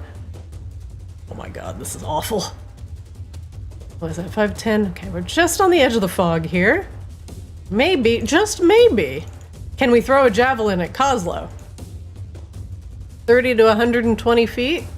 Yeah, let's go. Did they already have it in their hand? He can't change weapons! You're fine! Bless you. Go of it anyway. He can't, he won't be able to let go. Can't let go of it! C-Swab has completely ruined these people's entire career. No! all of the bullshit wild magic truly has been Sea Swamp's fault, and we love him for it. It is just the worst. The Durgar are starting to come from the west hallway, Kozlo, and you can see even the guy with the clamps can't unclamp, as he's just now swinging his hammer around wildly. Little this, by the clamp. Give him the clamps! Oh my god, I did actually just put those two in cone of fire radius. Why would I do this? Yep, absolutely punished. Oh yeah, one of these guys is also wrapped in plants down the hallway, but he's invisible, so the players actually can't see it. Alright, Kozlo, let's see your cone of fire. DC 16 dex saves? Yes. We'll do the Zarin first. What's up? Dungeon Master, I have a question. Yes. If the Durgar is invisible, but there's roots growing around him, would the roots also be invisible, or would we be able to see the roots? You see the roots. Okay. So you have a vague idea of where he actually is. So his invisibility is not doing very much right now. DC 16 dex save. Wow, okay. Definitely not making it for the Zarin. And the guy on the bottom also not making it. Let's see damage.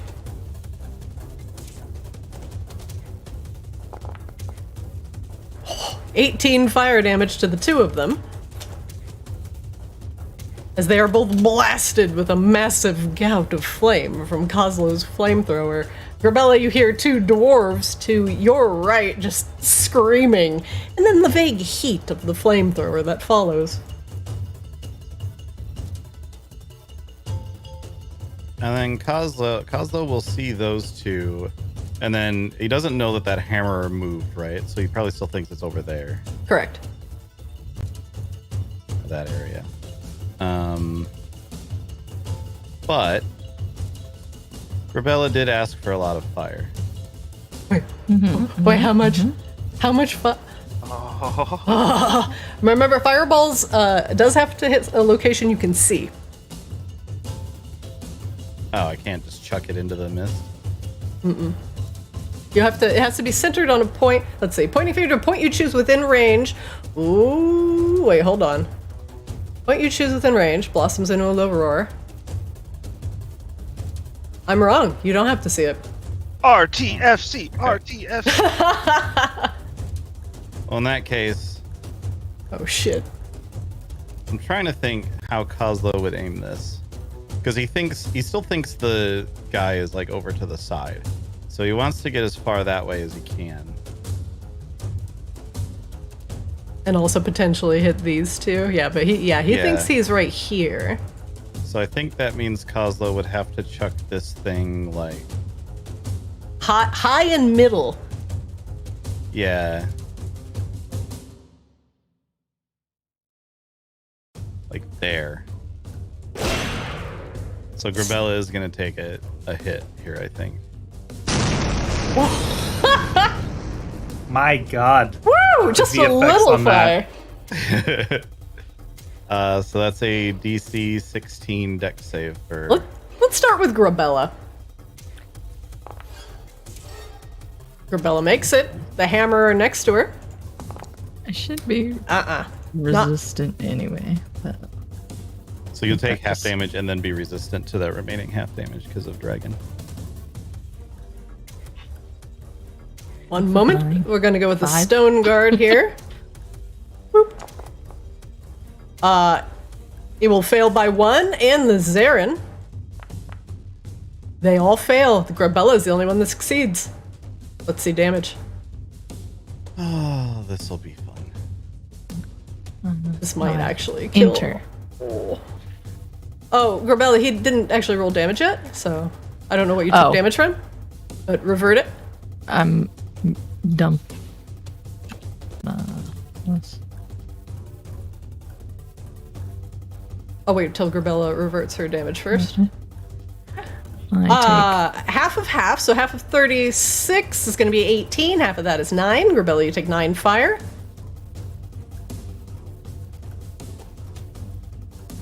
And the rest of these guys will start with the hammerer. We'll go 36 damage, 36 damage, and 36 damage. The cries of dwarves echoes throughout the West Wing as fire engulfs the entire part of the West Wing. Rocks and flame go bursting into the air, and there's nothing left of the Duragar. Did I Slightly get the gross singed bloody one? ones. Oh yeah. Kozlo, I'm gonna make a wild magic check for you. Nearest doorway can't be traversed by anyone wearing armor. Let's keep that safe then. The ley line closes and locks behind you.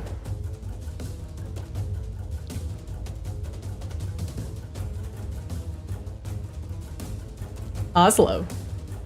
Do you wish for the flamethrower to do anything? It already did. I started my turn with the flamethrower zapping the 2 that was close. Oh yeah. So that's my turn, I think.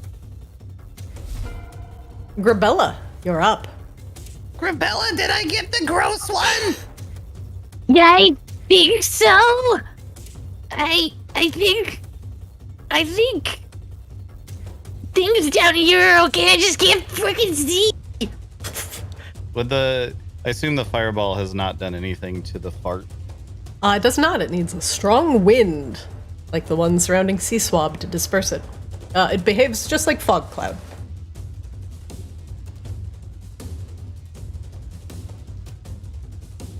Grabella, you're up. Yes. Yeah, but we check the office. So difficult terrain, and I go 60 feet these days. If you fly, you are immune to the difficult terrain, but you 40. cannot see, so. Okay, so I could go 20 feet. Oh God, the fart's coming this way. And we're gonna double move.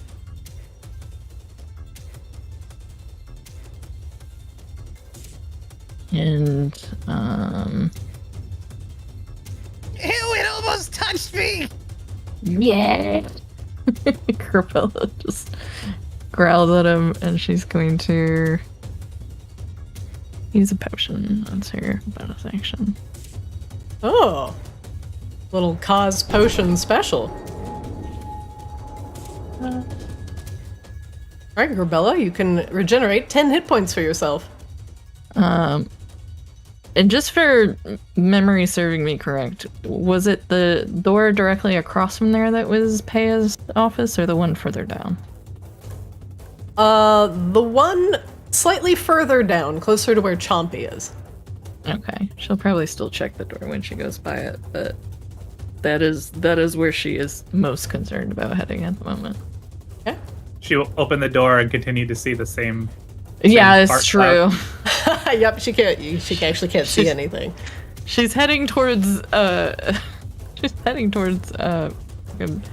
god, I can't brain today to save my life. She's heading towards Sea Swab's wind. Okay. That will end my turn. Azrael, what do you command Shadow Mommy to do? Oh, right. There are things I have to do.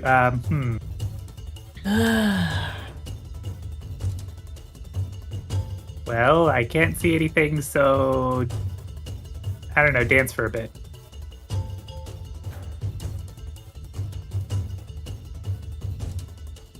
Done. Done. Nailed it. There's a Duragar warlord, currently facing off against a certain Chompy. There's also a restrained guard here. This one's still invisible.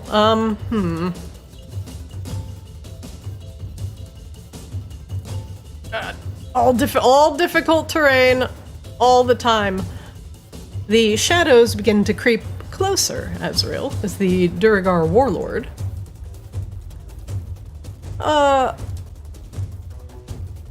Without being able to swap weapons, we'll just trying to attack Chompy with their hammer.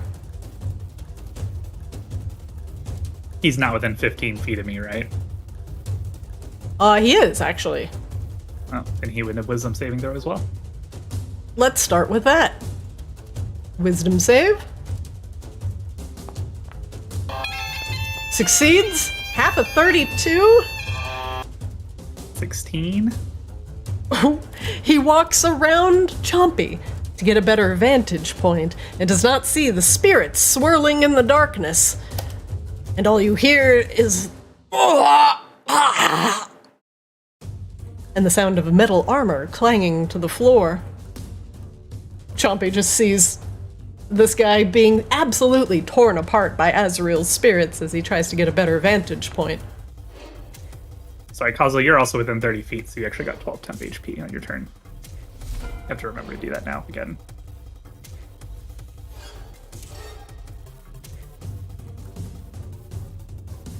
Gotta move a little closer. He is restrained. Azrael, you're up.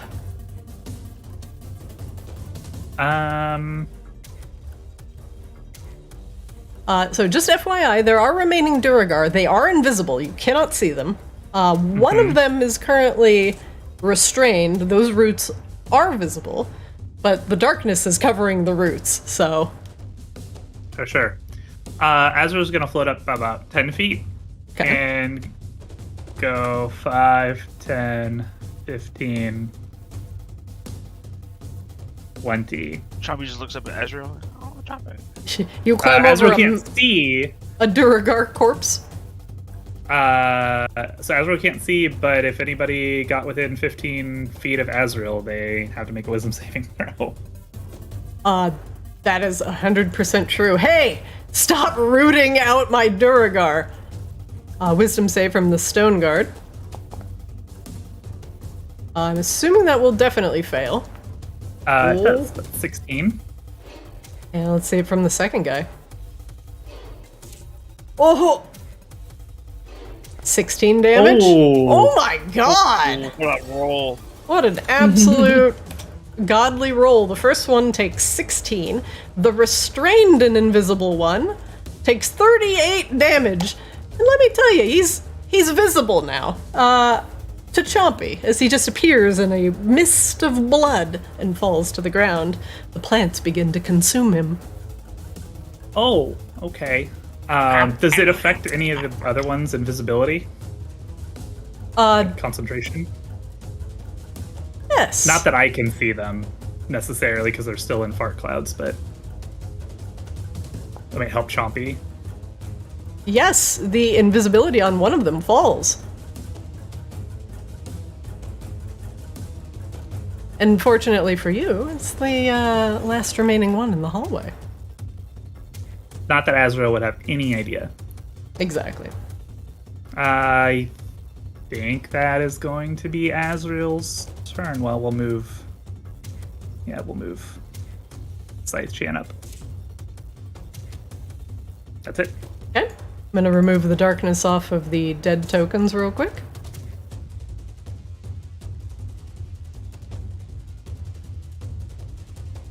C-Swab, you're up. There is still a darkened fart cloud to the east, which means either there is still a living Duragar, or something else horrible is persisting. What do you do?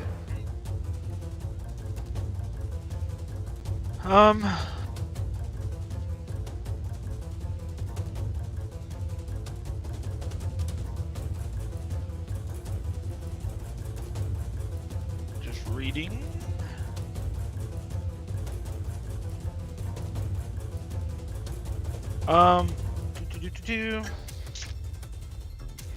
Can I see like this corner here? Can I see that? Yeah.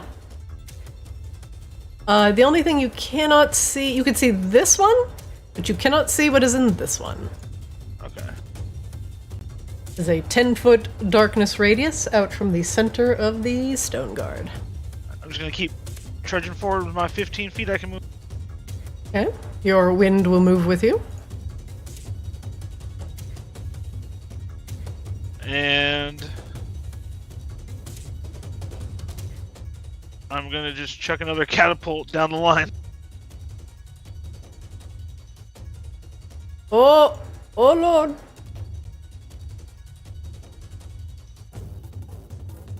As you move closer, the fog begins to dissipate. Another catapult? Yeah. You do it in a line again, just straight down the hall? Straight down the hall, yeah. Okay. It misses everything and it hits the door on the other side. Okay. That will end my turn. I'll take my wild magic roll. Yep, here it comes. Oh. Half of target's head explodes, killing him messily. They didn't have a target. Unless this target is Sea Swab. Hey, Sea Swab, you dropped to 0 hit points.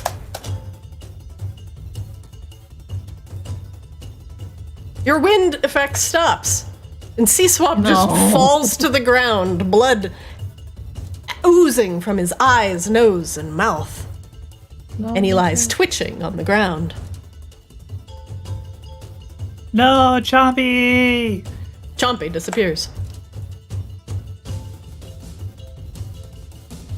Also Sea Swab. Kozlo. Am I?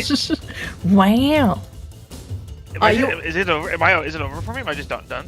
No, you can make death saves. You have 3 death saves. And Oh. someone can Okay. resuscitate I thought you. it was like, start making a new character. You're done. Live by the wild magic, die by the wild my magic. mouth was agape because I read that as like, make a new character.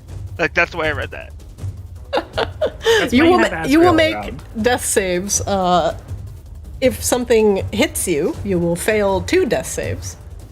But otherwise, you have a little bit of time.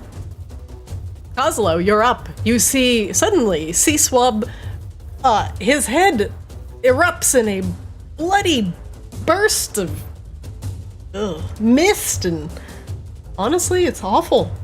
But then he slumps to the ground, and you realize he's not joking.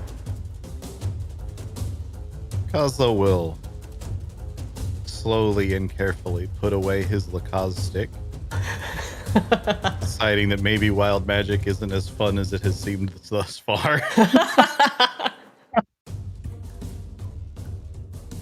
We had such a good run. He will call the flamethrower towards him, knowing that it can't really see where it's going, but figures there's just fart Grabella in there somewhere. Mm-hmm.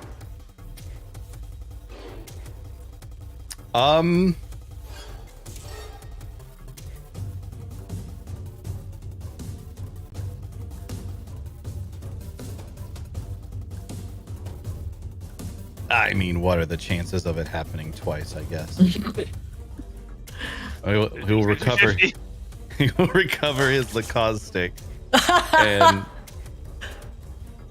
I think he can assume there's something in the middle of this shit that Asriel's fighting, right? Yes. Sorry. I don't know if he would assume that or not because it's just black. So It's just darkness. You can aim for the darkness, like shoot something down the middle of it, or along the edge of it, but you don't know where within that darkness the person is placed. Right, but I know Grabella is in this fart. I see Sea Swab, unfortunately. I can see like the edge of Asriel here, right? Or do I not see that Asriel's in that at all? Let me double check how big this is. well, you would have seen him like move there before, I think. You that's cannot, right, yeah, you 'cause he was cannot out. see Asriel within the cloud, unfortunately. So I can't see Asriel, but I saw Asriel move over there. Correct. So I know that the cloud is not being created by Asriel. Correct. So then what I'm gonna do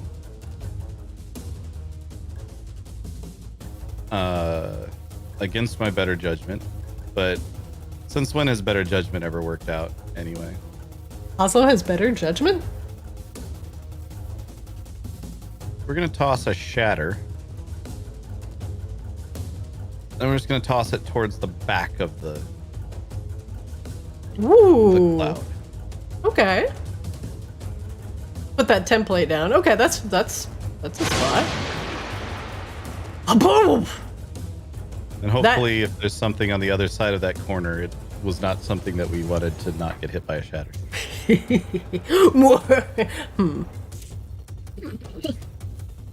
The stone guard makes a DC 16 con save. Fails. What's my damage looking like?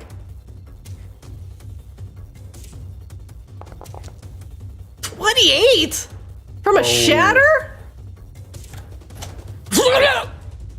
As the painfully loud noise echoes down the hall, ringing and echoing in your ears.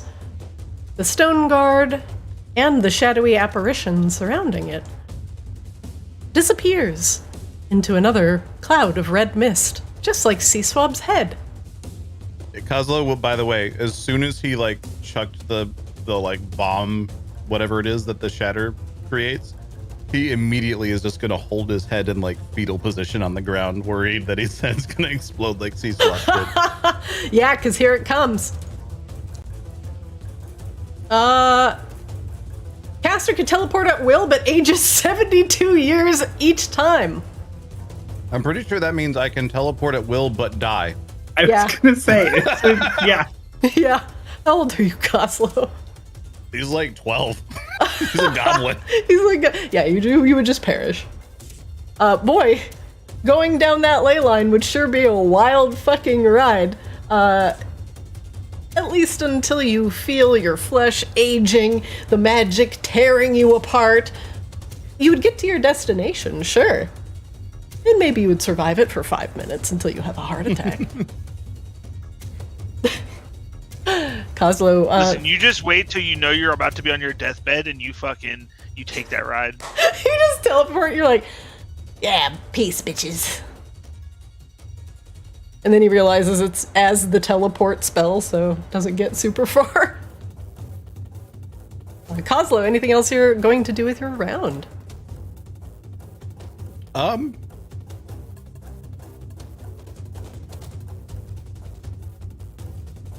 He will start to move towards Seaswab. Okay.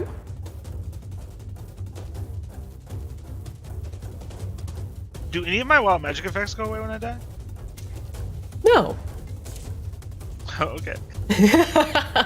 You guys, is he okay? Oh no, what happened to Seaswab?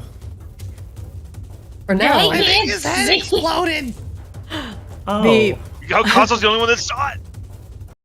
Oh yeah, that's true. Shadow Mommy saw it. Don't worry. Things in the hallway go quiet as the threat of the Duergar is momentarily abated.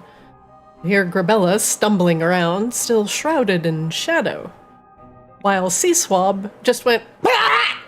and then fell over into a pile of his own blood. Asriel, to the north, you see blue flame completely taking over this hallway, as the Duergar Zarin had made quick work with the slow thrower to put any flames between the students that may have wished to escape and their only means to do so. Down at the very, very end of the hall to the east, because apparently I still don't know east from west, there is another body of a dead Vaki, and the door is very slightly cracked open both to the north and the south, giving you a little bit of vantage point into the northern lecture hall and the southern mess hall where the students would normally eat. Mind you, these doors are only cracked open slightly, so just keep that in mind as you approach them. At the very end of the hall, Asriel, as the darkness has completely abated, you see what you think is another Duergar standing there, but there is a large catapult rock at his feet, and the Duergar is not living. From head to toe, he has been turned to stone, and the catapult that Seaswab threw down the hallway hit this statue square in the chest, and there is not much left of the hammerer except for shards of stone and vaguely clamp-shaped objects. Can somebody help me? Or Seaswab? You cannot see that Seaswab is down. Oh, that's right. Sorry. Let's see. Oh dear, that is... Oh my. He appears to have the bleeding of the orifices. I think he's suffering from an acute case of head exploded. Wait, I got something for this. Regular you bird do? brain. Oh my god. Kozlo will pull like, of course it's a grenade of some variety, and just like hold it over C-Swab's head and let it explode in his hand, and a bunch of like goop falls down onto him. And I'm casting Cure Wounds on C-Swab. Healing goop. Jam that healing button on him. It's inevitably weird whenever Kozlo. I think it's been different every time I do it. Is it possibly a mixture of hot sauce, mayonnaise, apple juice, plum juice, and tapatio? And ketchup, don't forget, that's the secret ingredient. Oh, of course. How could I forget the secret sauce? Roll your healing button and let's see how much you pick up the bird for. 7 hit points. C-Swab. Once again, this is a familiar thing. You open your eyes and you see Azrael and Kozlo standing over you, looking at you with some concern. You feel lightheaded, as if all of the blood has exited your body through your nose Half of my brain. and mouth. Yes, and half of your brain. Is that why I But- feel lightheaded? But you still have a quarter brain. It's fine. Most people don't use half their brain anyway. Yeah. Use like less than 5% of your brain. It's fine. Yeah.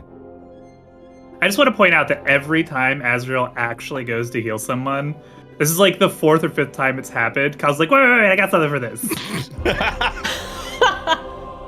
Which is great. I hate to be that guy, but does Cure Wounds proc wild magic? Oh no. It does. It does, It actually. does, Thanks. yeah. Next weapon drawn nearby quickly becomes hot as the sun. Oh, fuck. That's really hot.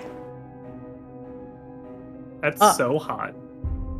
Kozlo, Azrael, and Grabella, for at least the three of you, your the weapons at your hips, whichever ones they are, begin to grow warm.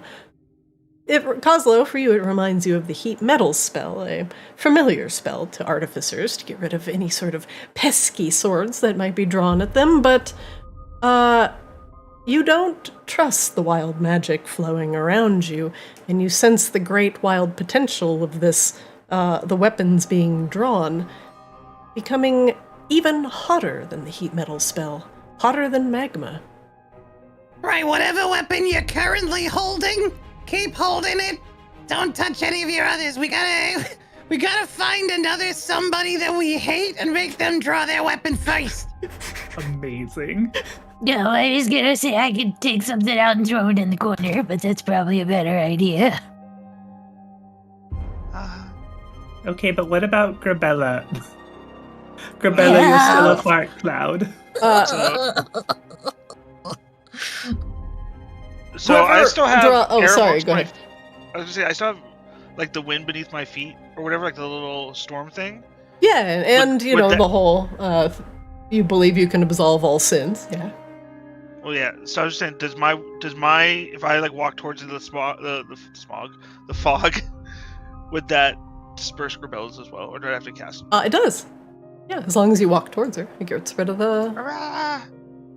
Jeez, Can you come to me? Can you come to me? I'm alone. I think we figured, yeah. Bonk! You guys run into each other lightly. Okay.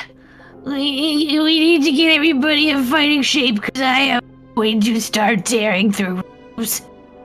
Oh, okay. Well, we can cast more spells, but C-Swab's head did kind of explode. Does anybody have a potion? A really I good have potion? one. we can Does take? anybody have any? I don't know if anybody has actual healing spells or not. Oh, I Cleric. have healing spells. Cough, but cleric. I'm sorry, your head just exploded. I have. Use your Yeah. potions. Start have- slamming potions, guys. I have a few healing potions. Just a few. Uh-huh. I have. I don't remember where I got these. Oh, I bought them all ages ago. I have 12 potions of healing and 5 potions of greater healing. Oh my Oh my god, hand those out! Corbella is like pretty scraped up. She's not obviously gonna fall over anytime soon, but C-Swab, you do have to heal any hit points you gain from your potions manually, so just make sure you do that. C-Swab chugging. Kozlo's just gonna casually reach into his bag and be like, Why aren't you guys using your potions? Here, have some of mine. You have them all. I bought them all. They're mine. I bought them. Could you share? Okay. Corbella is staring at the door next to her. She really wants to open it. She's getting very anxious. Oh, I didn't Apparently- realize we were around a door. I thought we were gonna go down We the are hall. literally in front of a door, but the door she really wants to open past everyone, but she's trying to not kill you all. I The don't remember doors how to down there are trade. cracked open. Just FYI. As for trading, let me just double check that it works Is it like the drag same and drop? way. Does that work? You can drag and drop to the canvas. I believe you can also right click and give to character is also an Yeah, I option. did that, but it would only let me give to my turrets. Oh yeah, the character list isn't really Yeah, accurate. I can't right click Kozlo to give him anything. I would just I drag can and right-click. drop it onto the ground. Kozla, that's probably the easiest.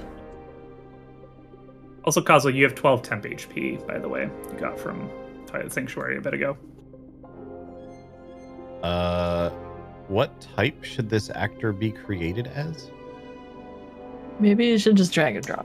That's what I'm doing, and it popped up. What options does it give you? Base character, NPC, vehicle, group, or actorless. Actorless. Curious. Potion Have 2 a corked potion red. 2 corked red. What the fuck is that? I just based. Hold on, let me see what's going on here. You're trying to give him a I was literally just trying to drag and drop it onto. Oh, now it's working. That's weird. I must have dragged from the icon instead of from the. If you drag from the text of where it says potion of healing, okay. you get the drop thing. But I was just dragged from the icon, so it was just literally trying to put the icon down. Oh, interesting. Oh goodness. Kozlo, you show him your bandolier of potions of healing. Carmella's gonna take 2. Azrael doesn't need any, so you guys I'll take 2. take what you need. Carmella's gonna at least chug 1.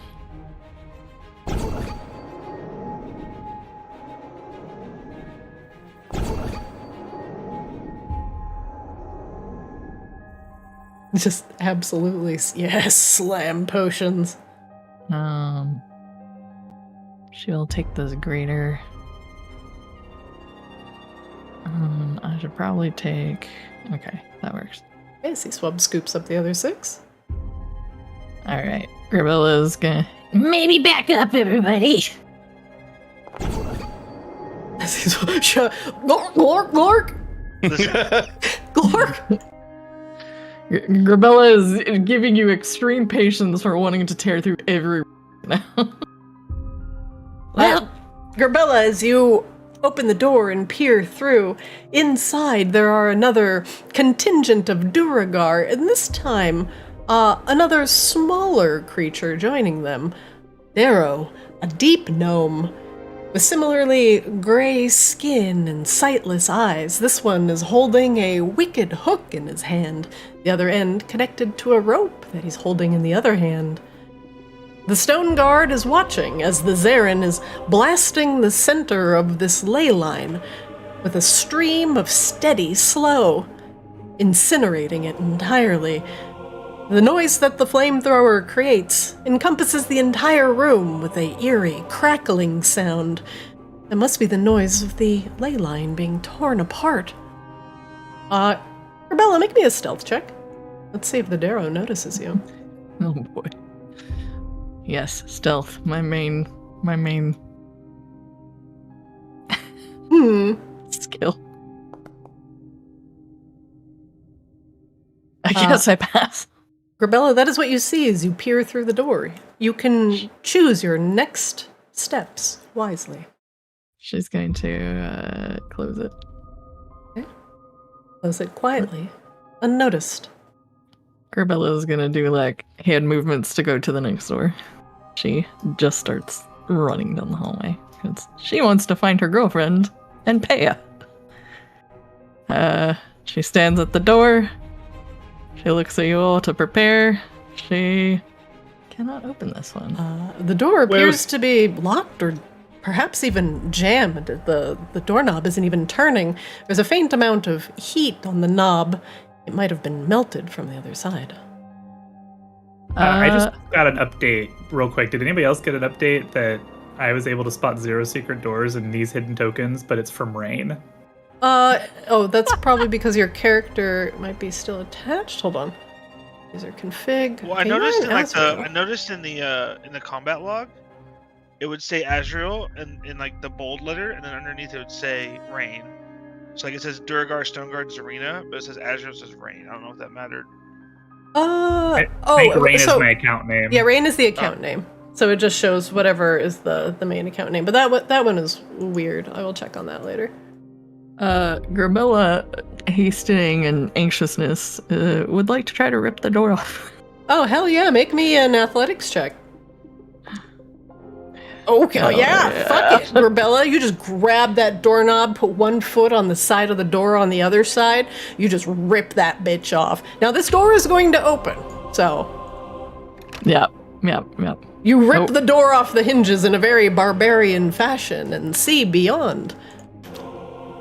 Inside, another powerful-looking Magmaran, but this one with red glowing tattoos as opposed to the blue one from the Muscle Mommy, is channeling a steady stream of dark, fiery-looking energy into Peya, who is currently encased in a grid-like cage. To the south, there's a significant amount of slow that is burning, and Peya is pressed up against the north end of the cage, as far away from the slow as possible, but you can see it tearing apart her actual essence. As a fire elemental, she is incredibly susceptible to the effects of the slow, and it is burning her away as powerfully as a bonfire would burn away bare flesh sitting next to it.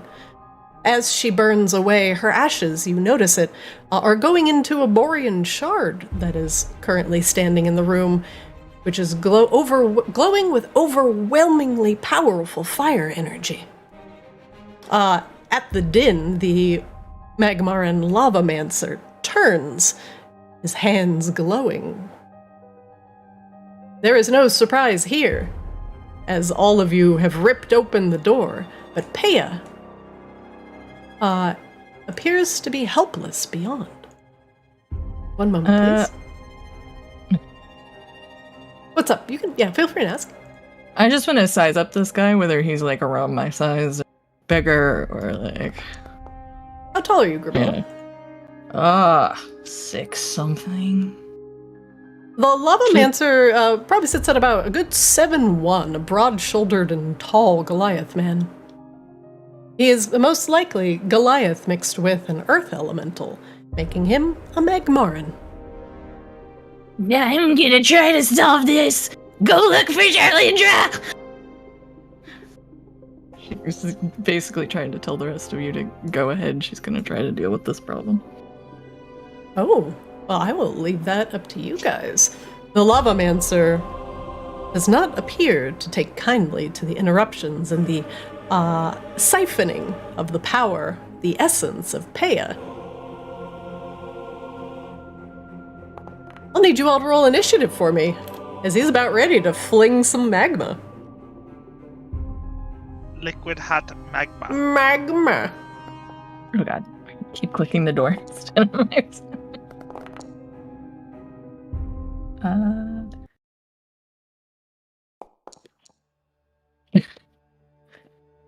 This is great. Ones. Double ones. All right, we're getting it out of the way. That was the worst roll. Fine. What? Who are you? He pauses a little bit as he looks at Grabella in confusion, unsure if she's just a small Magmaran or somebody that he hasn't seen before, but clearly seeing no marks on her skin, a kind of token feature of the Goliaths underneath Maginox. His hands turn into liquid hot magma. I'm about to be your worst nightmare. That's woo! Alright, Shadow Mommy. And Eldritch Cannon. We'll move Cannon underneath Kozlo. Azrael, you're up. Peya Beyond is weakened by the siphoning of her elemental essence. The lavamancer is almost done with his ritual. Can I roll an Arcana check instead of an Insight on this barrier thing? Does it look like the same kind of barrier that Azrael made to contain what's-his-nuts for Gravella? Go ahead. Make me an Arcana check.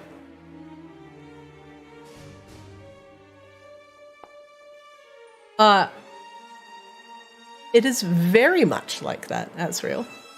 A planar binding, one would say, to at least keep Peya from escaping back to the plane of fire. No, this one wants her here so he can have her essence to himself. Okay. So this is like magic circle then. Yeah, Gravella will not stop you from entering, but if nobody goes for Charlinda, she might. So, Azrael will go ahead and cast a spell, and we'll just cast Dispel Magic, which it's the same level as Magic Circle. So if it's the same general principle, then it should work. Okay. Azrael, you dispel the magical barrier around Peya, at least keeping her from, excuse me, that was keeping her from escaping. I have like a burp caught in my throat, good lord. The tether, however, that is connecting her and the Borean shard is still there, and Peya is almost too weak to move. Okie dokie. That is, well, I guess Wild Magic rules still apply? It sure does. 1 second, let me just turn See down if, the light of my this. head explodes. Oh yeah, we love a good head explosion. Yeah. Hopefully it's just mine, so you can just immediately make. Target's most valuable possession can't be affected by magic. What's your most valuable possession? That's a great question. Of all the people to ask. Which Right? Pokemon do you love the most, Azrael? Can't be affected by magic. It has to be a possession. Yeah, I mean, Pokemon's our possession. Hey. Possession is 9/10 of the Pokemon. All right, okay? Team Rocket. I mean, the most valuable to Azrael is their private journal that they've kept. It's the only thing they have of like whatever life they had before. The most literally valuable thing is probably their armor or a diamond. Because they don't have They don't a lot of have possessions. Things. I'm They don't going to say have it's your journal. And Okay. we're going to say it's not monetary value, but your journal can't be affected by magic, so it can't be scryed upon, but you can't use magic to, say, write in it either, though it can't be saved by magic either. So now your book just has a little bit of the essence of the slow in it. Enough anti-magic to keep it shielded, and to keep it mundane. Just to make shit weird. Just to make it weird, wild magic. Anyone now standing on bare earth nearby loses 5 HP. Wait, what was that one for? Dispel magic? Oh, I'm sorry, my bad. I'm very stupid. Continue. You are fine. That's fine. We got no, 30 things going on. I think that's as well. Actually, you know what? Azrael will go 5, 10. 5, 10, 15, 20, 25, 30. And that'll be it. That'll be all Azrael's turn. Yep. And just FYI, the terrain in this room is not difficult, just the hallway. Kozlo, you're up. I have some questions. Yes, sir.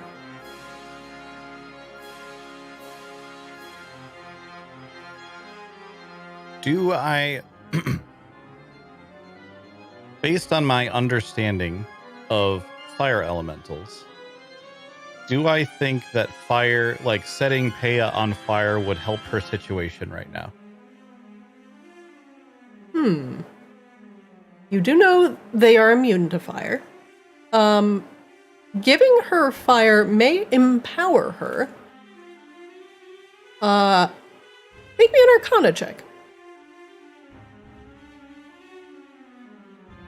Find that. There we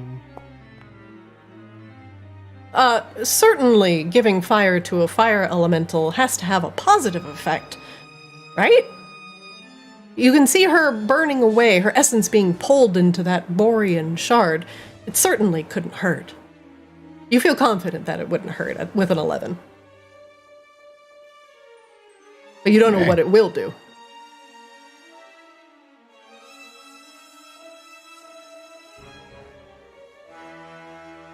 Can I try to insight check the lavamancer? Sure. Yeah, you I can find see him. Insight? There it is. What would you like to know? Is he immune to fire? He is immune to fire. Shit. You do have an elemental adept, I believe. Yeah, that ignores resistances, not immunities. Oh, bummer.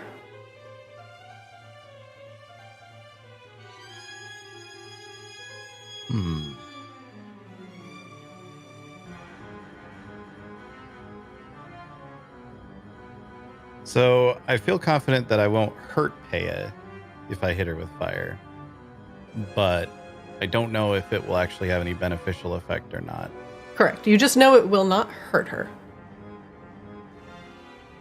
You said this is not bad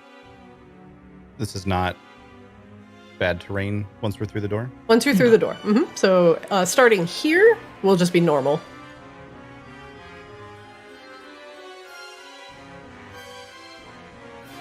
Decisions. Send in the flamethrower, Chen.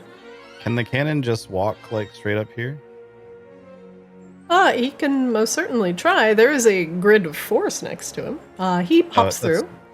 Okay. Doesn't seem to have any effect on him. All right. Then flamethrower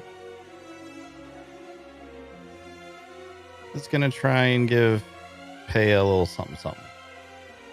Just to see what happens, because flamethrower is not going to do shit else this turn anyway if the other guys are immune to fire. Very good. Let's see it. There it is. A good blasting. Peya, her, you can see bits of charred black flecks slowly floating off her body into the Borean shard. And as you bathe her in flame, you just hear her go, ah. The first thing that you see is that the Peya stands up and brings her left arm to bear towards the beam that is extending towards the Borean shard, and she grips it in her hand, and her hand glows white hot. And you just see that tendril slowly being engulfed in fire hotter than you can imagine, and she turns with now a renewed fury upon the lavamancer. I will not be caged. Ready to fuck him up. She joins the initiative list. Hell yeah.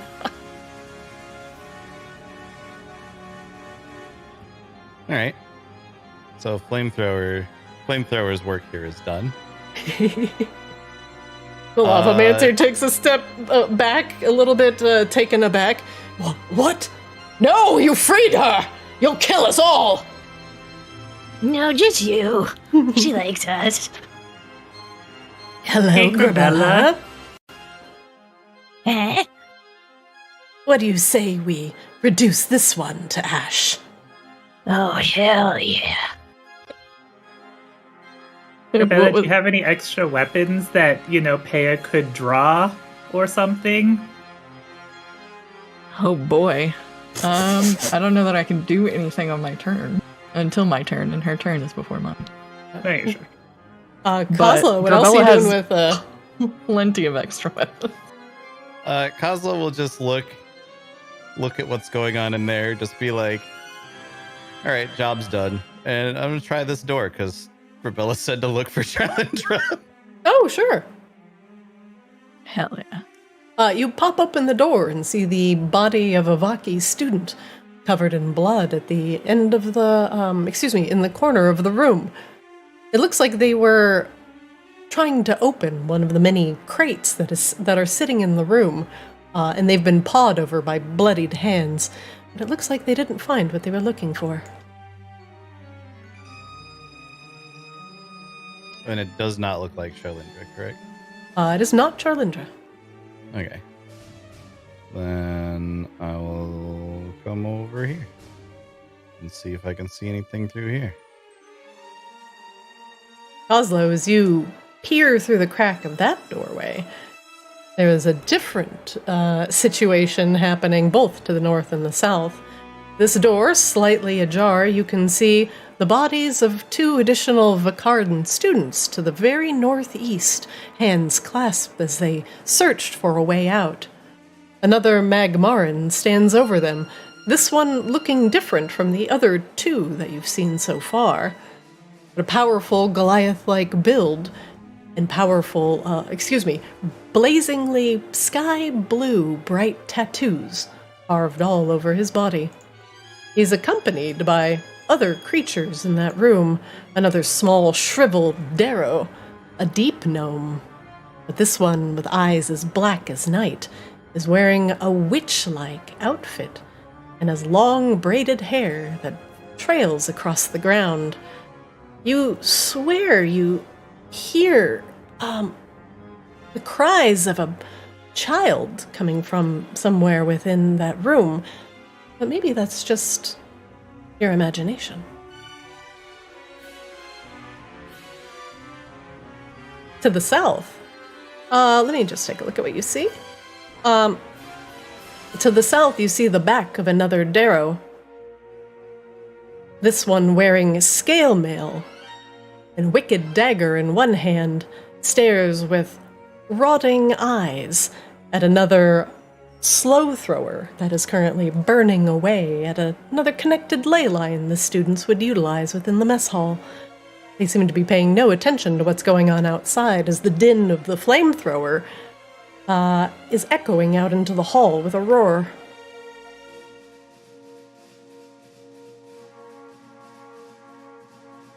Double check something real quick.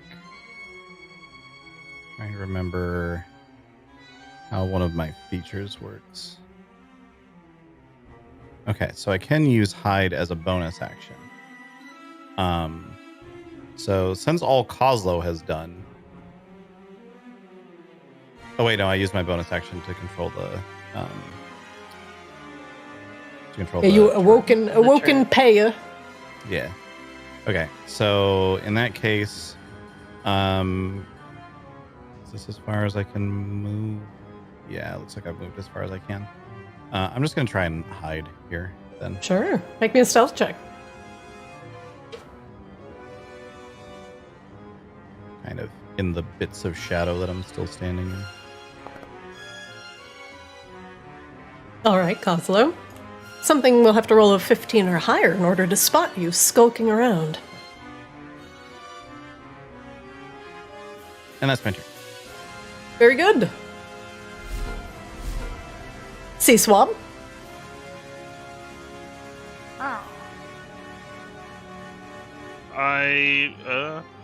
Rebel, you need me in there? Yeah, I think we'll take care of this. Back up, Kazo, please. We gotta find Charlindra and our second friend.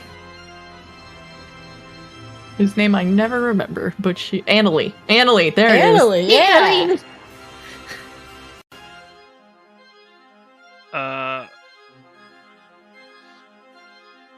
So Sea Swab is gonna move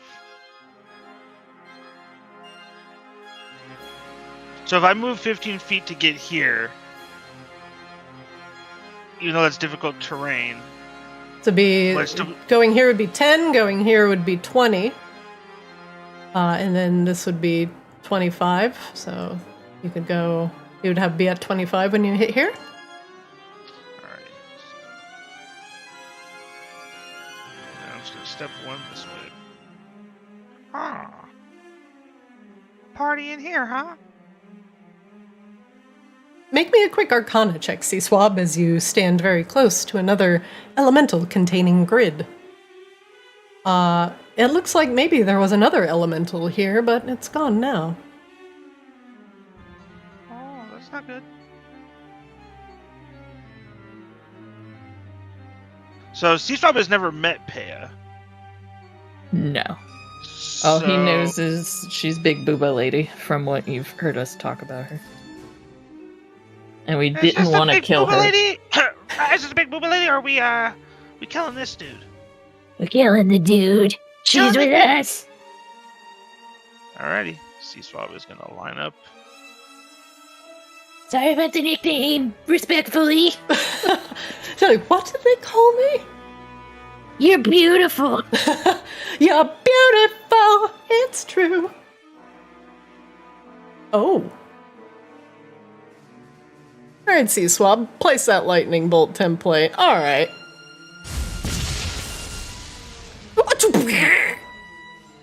The lightning arcs across the room. You'll make a DC 14 dex save. And fail with a 5. Oh my god! 42 lightning damage. How many sixes is that? That's 5? 5 sixes, a 3, a Jesus. 4, and a 5. My god. Are you fucking sorry? Sorry. This guy C-Swab? just gets Sorry? blasted back. I'm gonna just say he's gonna hit the wall as the lightning, full force, just slams into him. He slides down the wall, barely catching himself from falling entirely. The rest of the lightning arcing and crawling across his bald head and tattoos. He tries to shake it off, and there's just a thick stream of ash that emits from his mouth. C-Swab, what else are you doing with your turn? I'm gonna do an insight check.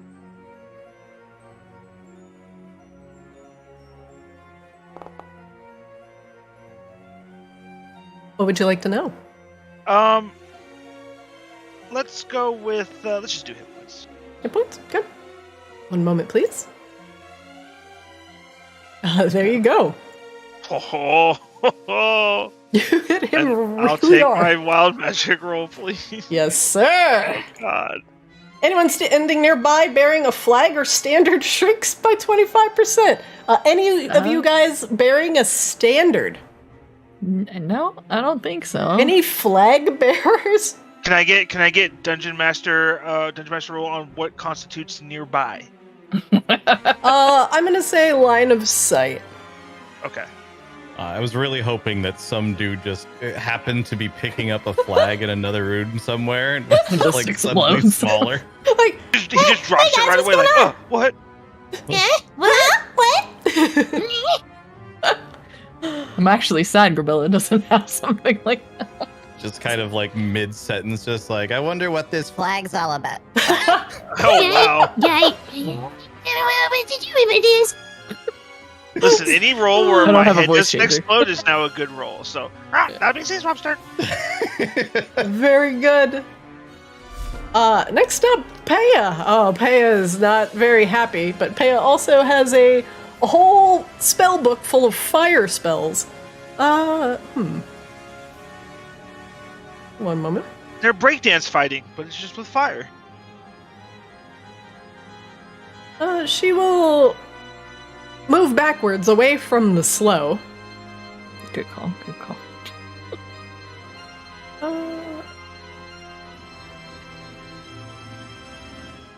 I'm thinking. And she will just wreath herself in a shield of fire. Hello?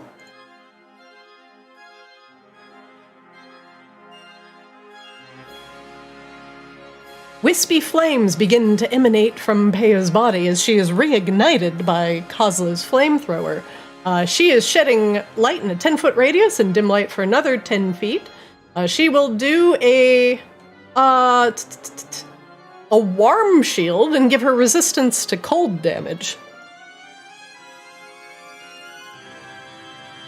And she will step aside. She looks weakened still and looks to Azrael and nods. Thank you. If I was there any longer, I don't think I would have made it. Oh, you're welcome. I definitely don't have any experience with this. You're doing great, she says in a very teacherly fashion. Oh, great. Yeah, totally. Thanks. Next up, the lavamancer. Getting up from the lightning bolt he just took to the dome, he shakes it off and spits a glob of saliva and ash onto the ground. He will utilize his fiery abilities as well and summon a massive wall of fire. Oh no. It goes across the doorway, especially where Sea Swab is standing, preventing anyone else from entering. I will return you to Fire Lord Novus, Pea. Wait, what?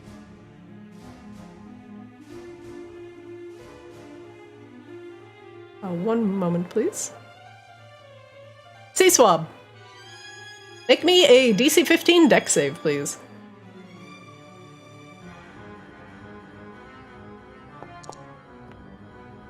Sea Swab.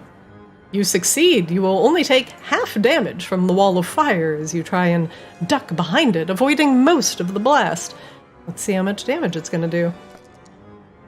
Ooh, that's really low roll. Half of that, it's going to be 8, Sea Swab. You are so lucky. You take 8 fire damage, only feeling a little bit of the heat from the spell. The Magmancer will roll wild magic. Next weapon to wound the target is 10% likely to destroy his soul. Oh, no. 50%. It either happens or it doesn't. Interesting. I am very considering- excited for Gerbella. Yes. I am not. There's a wall of fire here. Which she's resistant to. Oh, she is walking through that bitch dramatically. Ma'am, there's a wall of fire here. Ma'am, you can't just... No, ma'am! This is why keeping the Earth Genasi shell was the move. Shadow Mommy? Shadow Mommy? You know what? Can we just send Shadow Mommy back to the... Shadow Mommy can take the long way back to the pyramid. It's fine. Okay, Shadow Mommy will take the long way back. Shadow Mommy Yeah. will be removed from combat. We don't need to worry about Shadow Mommy. Gerbella, you're up. A wall of fire has erupted between you and the Magmancer. Oh yeah, we just doing this? Oh yeah. So, whatever damage. Alright, dex save for Come on, me. just don't change your weapon! She already has her weapon out. I'm just making Yeah, sure my she weapon remembers. was I'm just making already sure out. she remembers to not draw a new What? one. Okay, Gerbella cares not. Let's see, when the wall appears on one side of the wall, hold on, 5d8, ends its turn, enters the wall for the first time. Okay, so this will be half of 5d8.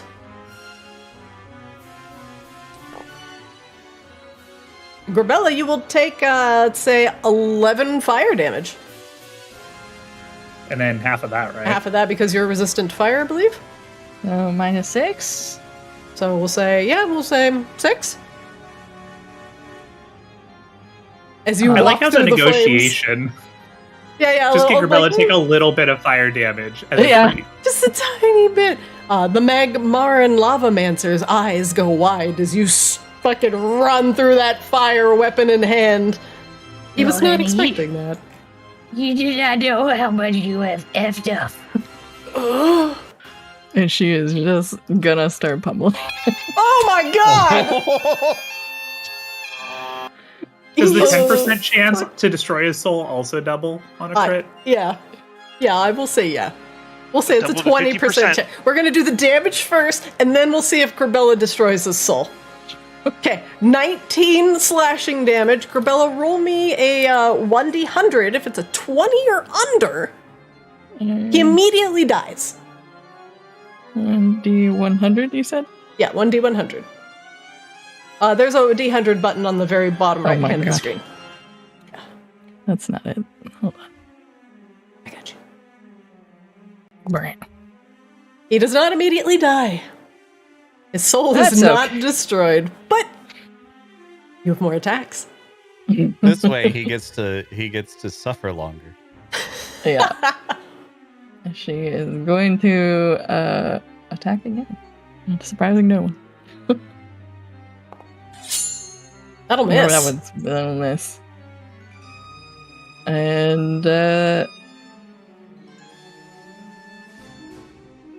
can I bonus action still? Did you rage or anything? I think you've only done 2 attacks. Yeah. So. That should be good to pin him against the wall. Let's see it. Oh, that'll miss. Well, we got a good hit in there. You did. Almost destroying his soul utterly. Not quite. She is still holding the blade close to fire in her eye. You can sense the blade growing warmer as it's pressed up against the Magmaran's stony flesh. Grabella, does that end your round? Yes. Azrael, you're up. A wall of fire blazes behind you. Paya, did he say that Novus is doing this? I thought he was to protect Vicarans or something. She shakes her head. No, he just says he means to return me to the plane of fire. Oh, well, that's disappointing. Okay. Is Azrael now using his teacher voice with the I'm disappointed? Well, drat. Azrael will use energy drain. All right, let's see it. That'll hit. 18.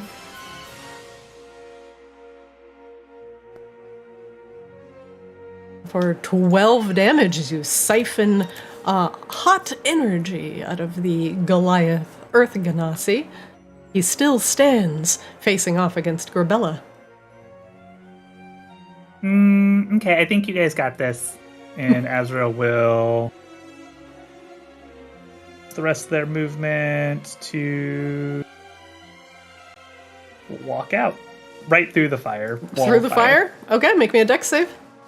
I mean, Azrael's fireproof. He is fireproof You're immune now. to fire for a year! Oh my god. Immune to fire now. It's fucking Just like wild magic.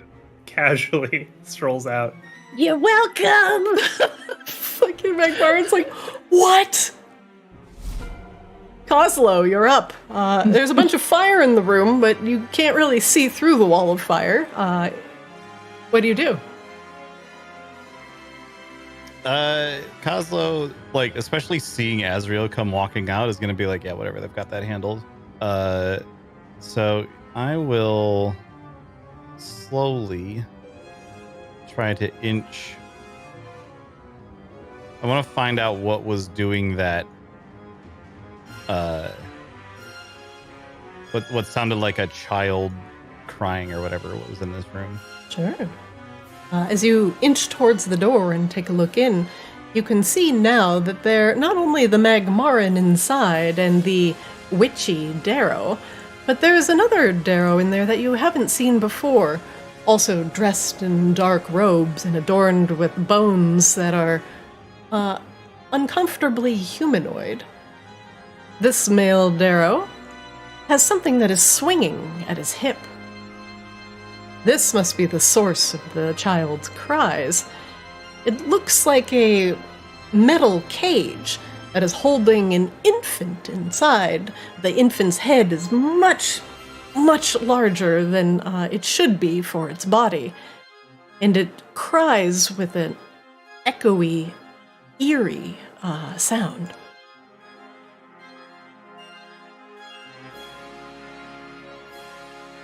Well, that seems a little fucked.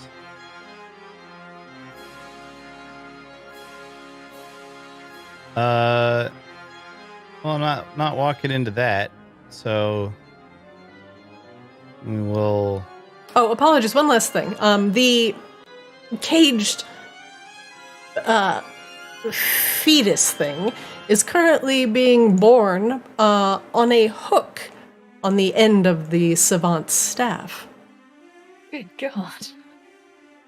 Born as in carried, right? Not like Correct. literally I'm watching Correct. a birth of this. No, 3D thing. yeah. Being carried by, yes. Okay. The wailing cries of the fetal savant are too unnerving to listen to for a long period of time. You sense the goosebumps prickling across your skin, your cactus-like skin. All right. This guy down at the end of the hall, that was the one that was stone, right? Was at one point, but now it is just legs with a big hole in the center, and the stone head has been rolled across the floor. Okay. Just making sure that wasn't like some dude that I just hadn't noticed was there. It broke for a second. I'm coming back. Okay. Kozlo is then, I guess, going to attempt to just sneak to the other side of the door of that door, staying hidden in the shadows and peeking at what is going on in this southern room from the other side of the hall. In the southern door, there is another breaker with arms folded and her back to you, watching the Zarin burn away another connected ley line area with a very big gout of slow from the slow thrower. There are 2 Darrow inside that are covered in scale mail, wielding wickedly curved blades that are watching this going on, and they're twitching slightly, erratically. The only one that seems to be standing more or less strong would be the Magmarin.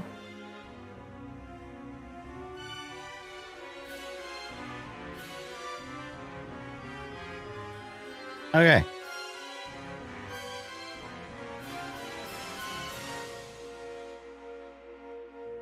What you thinking, Kozla? I have several thoughts. Yeah? So the guy down at the end that was at at one point a statue of a dude. Mm-hmm. Presumably was not always a statue of a dude. Like it looks like he was somebody that someone turned to stone. Correct. I remember Annalie is a seismomancer. Mm-hmm. I don't remember exactly what that means. You do remember that she had a swath of earthworms for hair. You know, a typical Medusa would have snakes for hair, but she had worms for hair. But do you think that she could have done this, perhaps? If she is of Medusa ancestry. It's kind of my current thought, is maybe she did that and escaped through that door that's down at the end, or went through that door that's down at the end. That is a promising theory. But I think I need to be placed again. I'm borked. You're borked. Where are you? Oh, you deleted yourself, did you? Where'd you go? I don't remember where you were. Were you outside of the room or in the room? Oh, you were in the room with the lava. Right in front of the guy. Sorry. Okay. So I think that. Oops. That was not what I wanted to do. I didn't realize that did that. All good? Yep. I was just trying to click. We all on found the pass turn button today. Yes. Yeah. I think that will end Kozlo's turn. He's gonna try to stay hidden, like up against the wall there. Flame cannon can't do much. Might literally just sort of trot up in front of Peya and just look up like, more? Peya just pats the cannon on the top of the bill? The top of the cannon? Like, good boy. like, can I have it like sputter slightly just to be like, do you like? I'm trying to express the notion of, would you like some more fire? She laughs, but shakes her head. She does not need any more spark at this time. You've done well. Flamethrower will, like, there's literally nothing else it can do in this room right now, so it's gonna lean up to Peya and like nuzzle her legs like a Just cat. scritches it behind the screws. Behind the fuse. Behind the fuse, yeah. All right. Are we adopting Peya, or did you Peya adopt your I cat? think Peya's adopting my cannon. Yep. New Pokemon alert. See, Kozlo isn't in line of sight anymore, so he can't tell it what to do. It's just doing its own thing now. Sea Swab, you're up. Alrighty. Well, I would Seaswap suggest knows that moving. Grabella's going to finish that thing off, Yeah, but he did set you on fire. did set me on fire. Did set you on fire. FYI, Sea Swab, you cannot see through the wall of fire. If you want to cast anything at the lavamancer, you must either step through or get rid of the wall of fire somehow. Oh, well, in that case, alright, Grabella, I guess you got this one. Yeah, I'll probably be at Peg as I can. I was going to step out here. Normally, I'd start negotiating now for your life, but you hurt Pega, so you get to die. Seaswap's going to look over at Kozlo, like, you need me over there? Kozlo will complicated series of stealthy hand gestures that mean literally nothing.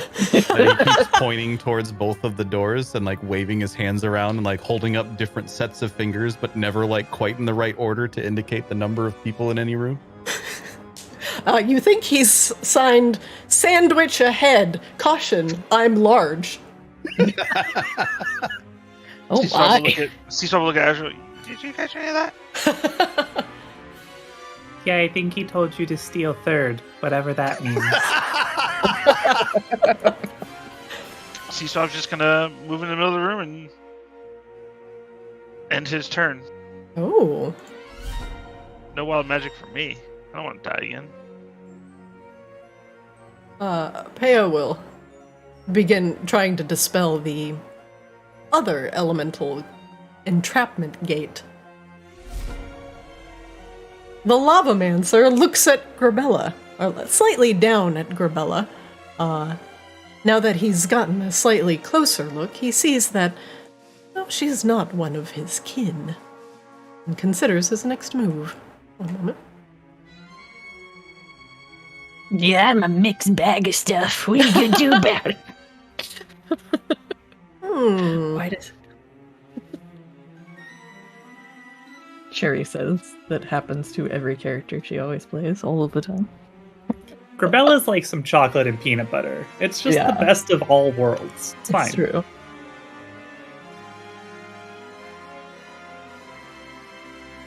Let's see.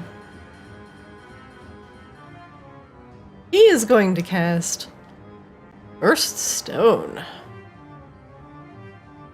He points at the ground underneath Grabella, and Grabella, the earth begins to rumble underneath your feet. It cracks the unworked stone the worked stone underneath your feet. It's actually sand, earth, or unworked rock. You know what? I'm gonna say he actually can't do that. We're gonna do something a little bit different then. I'm gonna banish Grabella. The wall of fire disappears. Oh dear. One moment, please. Let me get rid of the wall of fire template as he swaps to concentrating on a different spell. Grabella, make me a DC 15 charisma save or be banished to another plane. This is fine. Oh! It's the one time in my life I've been charismatic as Grabella was the one time I needed. You are an aberration. You do not belong on this plane. Find peace and die quietly. Yeah, I think I'm good. She's just gonna smile at him. He just grips his hands. He will roll wild magic. His eyes begin to glow. You didn't know what you were getting yourself into? The fury of lava can be seen behind his eyes, roiling and boiling, and they begin to glow a bright red. For Bella, he failed in his banishment. You're up.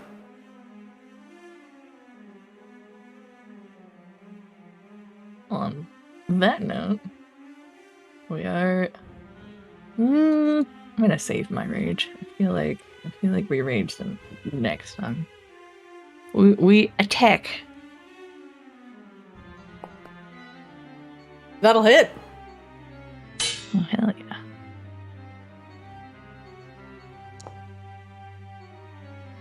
7 slashing. The Magmancer still stands, bringing his hands down upon your head as they glow with red-hot lava. I cannot banish you, then I will incinerate you. Yeah, I just walked through fire. Do you really think that's gonna work?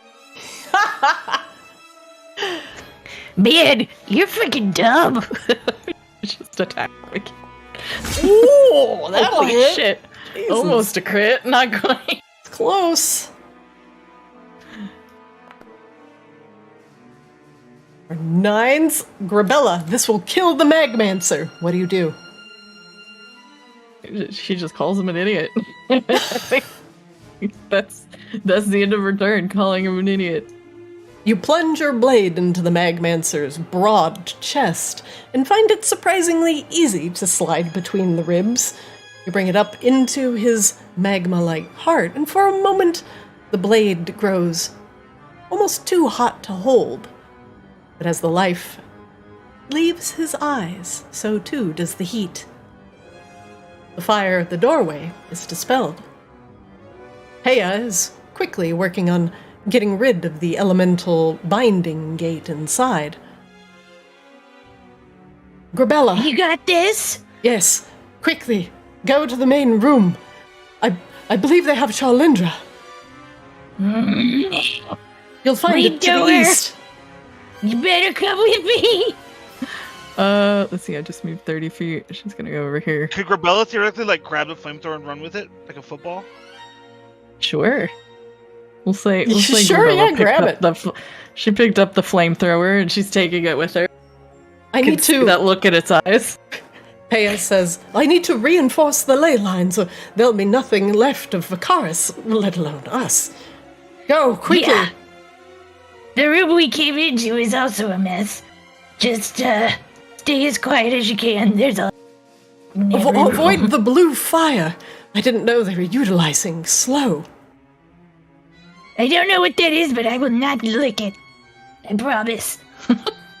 This time. Go, quickly. And that's as far as Gorilla can go. But she'll drag the cannon with her. Okay. That is currently the end of combat. Main room, Azrael. Let's go. Oh, yeah, that makes sense. And Corbella is just rushing. Kozlo's like, shh, shh, shh. Kozlo just frantically tries to sign like things, and then everyone just runs past it. He's like, oh, okay, I guess it's fine. Another locked door. She looks at everybody like, you know what I'm about to do. And she will... I'm surprised that you slowed down enough to even try the door. I mean, this is, yeah, you know. Corbella is doing a struggle. Oh, wait, was that dexterity? I hit the wrong button. You did acrobatics. Give me athletics, please. Yeah, I was gonna say, that's the wrong one. She's gonna attempt to rip the door. Grabella, the sound of you ripping the door off its hinges can be heard down the hall, but you're not sure which one of the two groups of foul beings have heard it. But you rip the door off the hinges and quickly make your way into the main room. One moment, please.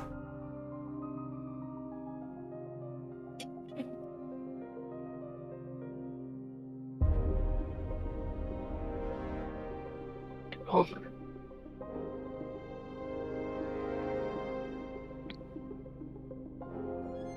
You need to put your tokens on the scene. One moment, please. Oh, that's right. I forgot this was a whole separate scene.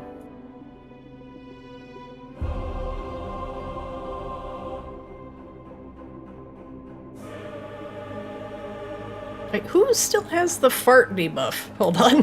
One of you, I put you down and suddenly I just couldn't see anything. Azrael? I bet it's me. Bella? Oh? Oslo? It's Sea Swab. I could see Of course it was. Of course. Alright. Oh, I'm sorry, I died. You got that death fart going on? That's You it? got Yeah, I better. guess so. Oh no, the broom! The Oh, poor God. animated broom in front of you is on fire, burning with slow, and not much is left as it crawls its way up the straw and makes its way up the animated broom. Though the most concerning thing you see inside the room as you break down the door and head through is the cadre of foul beings in front of you.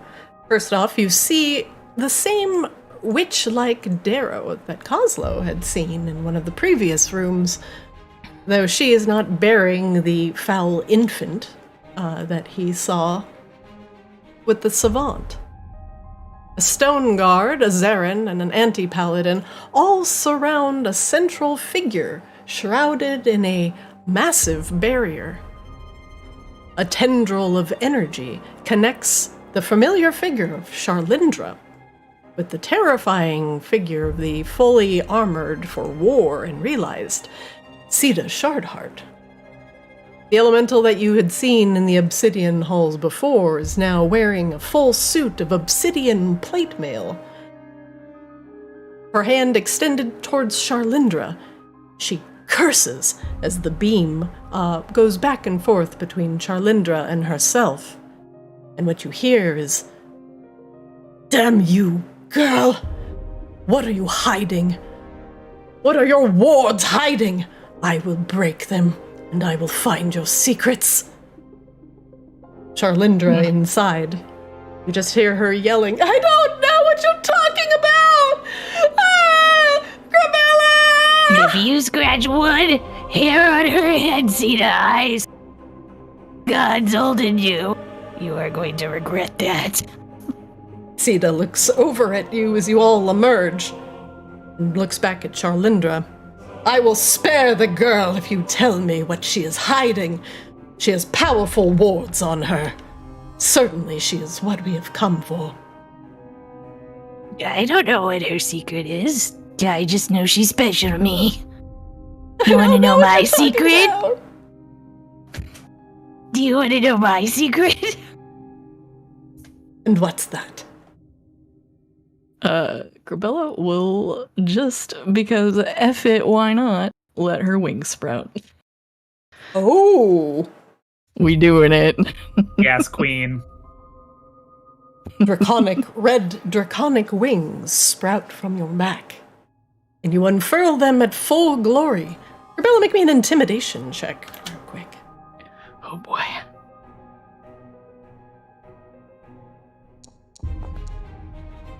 Ooh, Maybe she can't see him from here. It's fine. With advantage. I will, with advantage. One more time. Okay. That's better. That's better. Sita appears for a moment a bit taken aback, and a slight crack appears in the massive barrier that stands between Charlindra and you. Don't stay back. If my concentration breaks, this one dies. I will unwind her runes and discover the secrets that she has wrapped in her flesh, whether she remembers them or not. And then I will be done with her. And you. Can I Arcana check the like barrier around Charlindra just to try to understand what spell this is that she's doing? Yeah. Can Sure. you explain like what us general people see too? Because I'm kind of confused at what's going on. Sure, Charlindra is currently standing in the middle of a magic circle. Surrounding her is a fiery orange barrier. In between the barrier, in between Charlindra and Sita is a line of energy that's extending from Sita's hands and going into Charlindra and then back out again, ping-ponging like a, almost like an electric wire. Around Charlindra, the barrier seems to be pulling almost at her fiery essence, very similar to what you saw with Peya, but it's not trying to destroy her or pull her apart. It's trying to burn away whatever wards that are on Charlindra's flesh, wards that you were not aware of. And it does seem to be causing Charlindra great pain. I'll make you a deal. You and me, nobody else. If you beat me, you get her. Kozlo, with that Arcana check, you can deduce a little bit more about this fiery barrier around Charlindra. Something has indeed warded Charlindra. You can see runes of power, fiery tattoos, almost like the Goliaths, appearing on her skin and being pulled and tugged off of her flesh, taking flesh with it by some magnetic or arcane power of the barrier. The Witch Queen, at least the Darrow that you see closest to you, is more interested in looking and deducing these runes than she is of you all that has come up the stairs. And most certainly the Darrow will be the one to tell Sita what she is looking for. With a 17 Arcana, I will also tell you that you recognize the way the runes are leaving the body also, and not just disappearing into the ether like elemental magic, tells you that these runes were placed here by blood magic, and they were not placed here by Charlindra.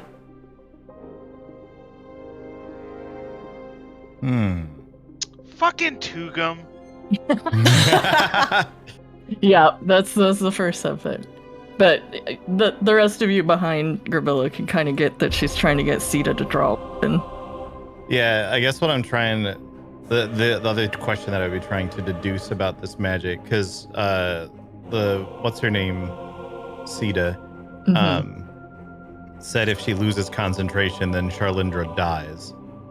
So I'm wondering if that is a threat or just a statement of, if I stop casting this spell, something happens. Like, does it seem like a sort of spell that if it gets interrupted, then it kills Charlindra? With the 17, that does seem entirely possible. The runes are being forcefully pulled off of Charlindra's flesh for a more careful examination by the Witch Queen.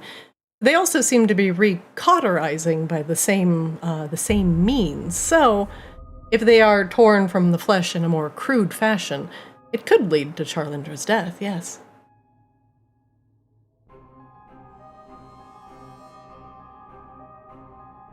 Basil will just kind of quietly mutter to the others there, essentially that, like... Kinda looks like if we don't get her to stop it on her own, that it might just rip Charlindra apart.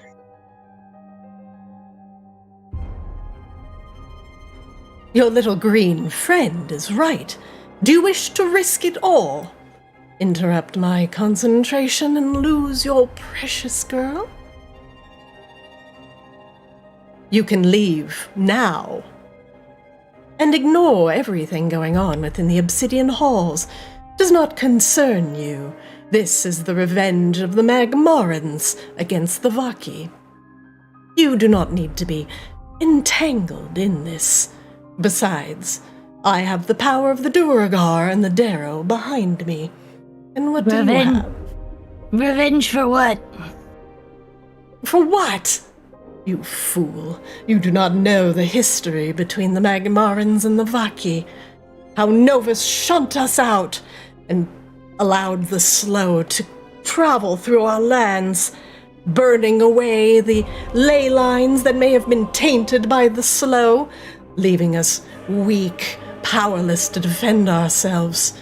And as the earth elementals grew weak and broke apart, driven mad by the slow, we had to adapt, learn to utilize it. Now we will bring it back full force against the Vaki. So you decided to murder children about this? Children trained for war? What do you think this is? A school where they teach numbers and shapes? No, they teach you how to kill, how to destroy, how to incinerate everything with fire. They're still children, Sita. Enough You're of this. a bigger monster than whatever you're talking about. We tried to offer you help. We wanted... But you have been stubborn for moment one. Stubborn? You call the suffering of the Magmarans, the twisting of the slow.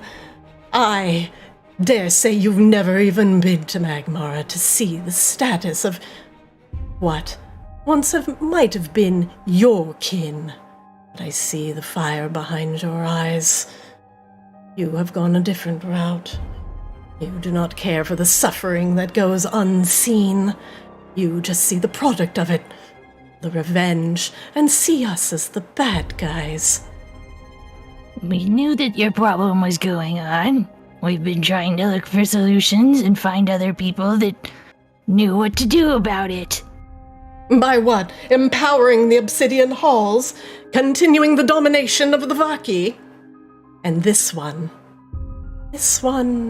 who says she loves you. How quaint. She, too, would incinerate you in an instant upon Novus's orders, wouldn't you, Charlindra? Charlindra's... No, never! I would never! Sita looks back at all of you who hang within the doorway. She's kind of... Grabella looks for a second over her shoulder to, like, Azrael, like, do you have a solution for this, or should I run in like a fucking idiot? I can probably keep Charlindra alive if I can get close enough. You know how erratically magic is behaving here now. We will remove the Vaki influence from Novus, eliminate the Vaki, and finally put Novus back where he belongs, sequestered in the elemental plane of fire, along with his minions, who dare show their face in the material plane. Nah, I don't think so. Grabella is going to attempt to double move. And that is where we will stop the game for today. As Sita holds Charlindra at a magical precipice, and she threatens that if her concentration is broken, that Charlindra may die. And with Kozlo's arcane eye, it might be true. The runes that have been hidden away by some outside source are lifting from her flesh painfully, but being recauterized by Charlindra's training. Perhaps a secondary blessing from Novus. But either way, Sita has you in a predicament, and it seems like you're about to charge. But we'll save that battle for another day. Thanks for playing with me today. We will resume. Thanks for killing me again. I mean, the wild You did magic that isn't all just like, yourself, homie. woo! Fun and games. It's fucking wild! And sometimes Yeah, your you head straight explodes. woo-girled yourself into that. Yeah, you know, when you play with fire. Don't fuck with blue fire. Don't. Yeah, the sorcerer can just not proc wild magic. Hey, at least when, it said throw your spell book twice. You don't have a spell book. That's true. You got out of that one pretty easy. But we'll see if you save Charlindra against the Magmaran Sita Shardheart next week. And I'm gonna throw it back over to Kozlo, who's going to resume his streamathon. I'll say goodbye to the three of you. I will host Kozlo, and we'll call it a night. And I'll see you guys next Monday. Does that sound good? Yeah. Sounds ciao. good. I have to All right, go to everybody. Kentucky tomorrow. Ooh, Oh, no. that Yay. sounds awful. Oh, we're doing the Bourbon Trail, so Oh, that sounds great. Then get the good food and booze. That's Yeah. one thing Kentucky does do right. Yeah. yeah, and we get some fried chicken from there. Hell Oh, yeah. Well, everybody enjoy. I hope you all have a fantastic Fried week. chicken. Kentucky Fried Kenku? No. Whoa, whoa, whoa, whoa. Whoa, whoa, whoa, whoa, whoa. Have a wonderful week, guys. I will see you on Discord, and we're gonna host Oslo here in a second. Thank you, guys. See you guys. Bye. Bye. Bye-bye. All right, everybody. That is it for today. Our friend Kozlo here is doing a streamathon, so we're going to throw a host over to him as he continues. Thank you for joining for the D&D portion of the evening, and we will be back on Sunday with Arctis Ascended. Well, thanks for watching. Shoutouts real quick to everybody watching. You can catch our VODs in full on YouTube at ArctisDD. You can watch our shorts and our funny moments, little trunicated episode or trunicated moments from the show over on Twitter and TikTok of Play Arctis. And I'm your DM Zarina. Thank you for watching. I appreciate you all being here very, very much. We just became a YouTube partner, so go ahead and get on over there and subscribe. Show a little support for the streams, greatly appreciated. I hope you all watching have a wonderful week. Like I mentioned, we are going to host Kozlo here in just a hot minute when I open up my Twitch. And I hope you enjoy his streamathon that is going on. I believe it's been going on for quite a few days now. So if you want to send him a prime and make him drink and eat horrible things, I'm going to go watch him do that right now. Thanks for watching, and I'll see y'all next time.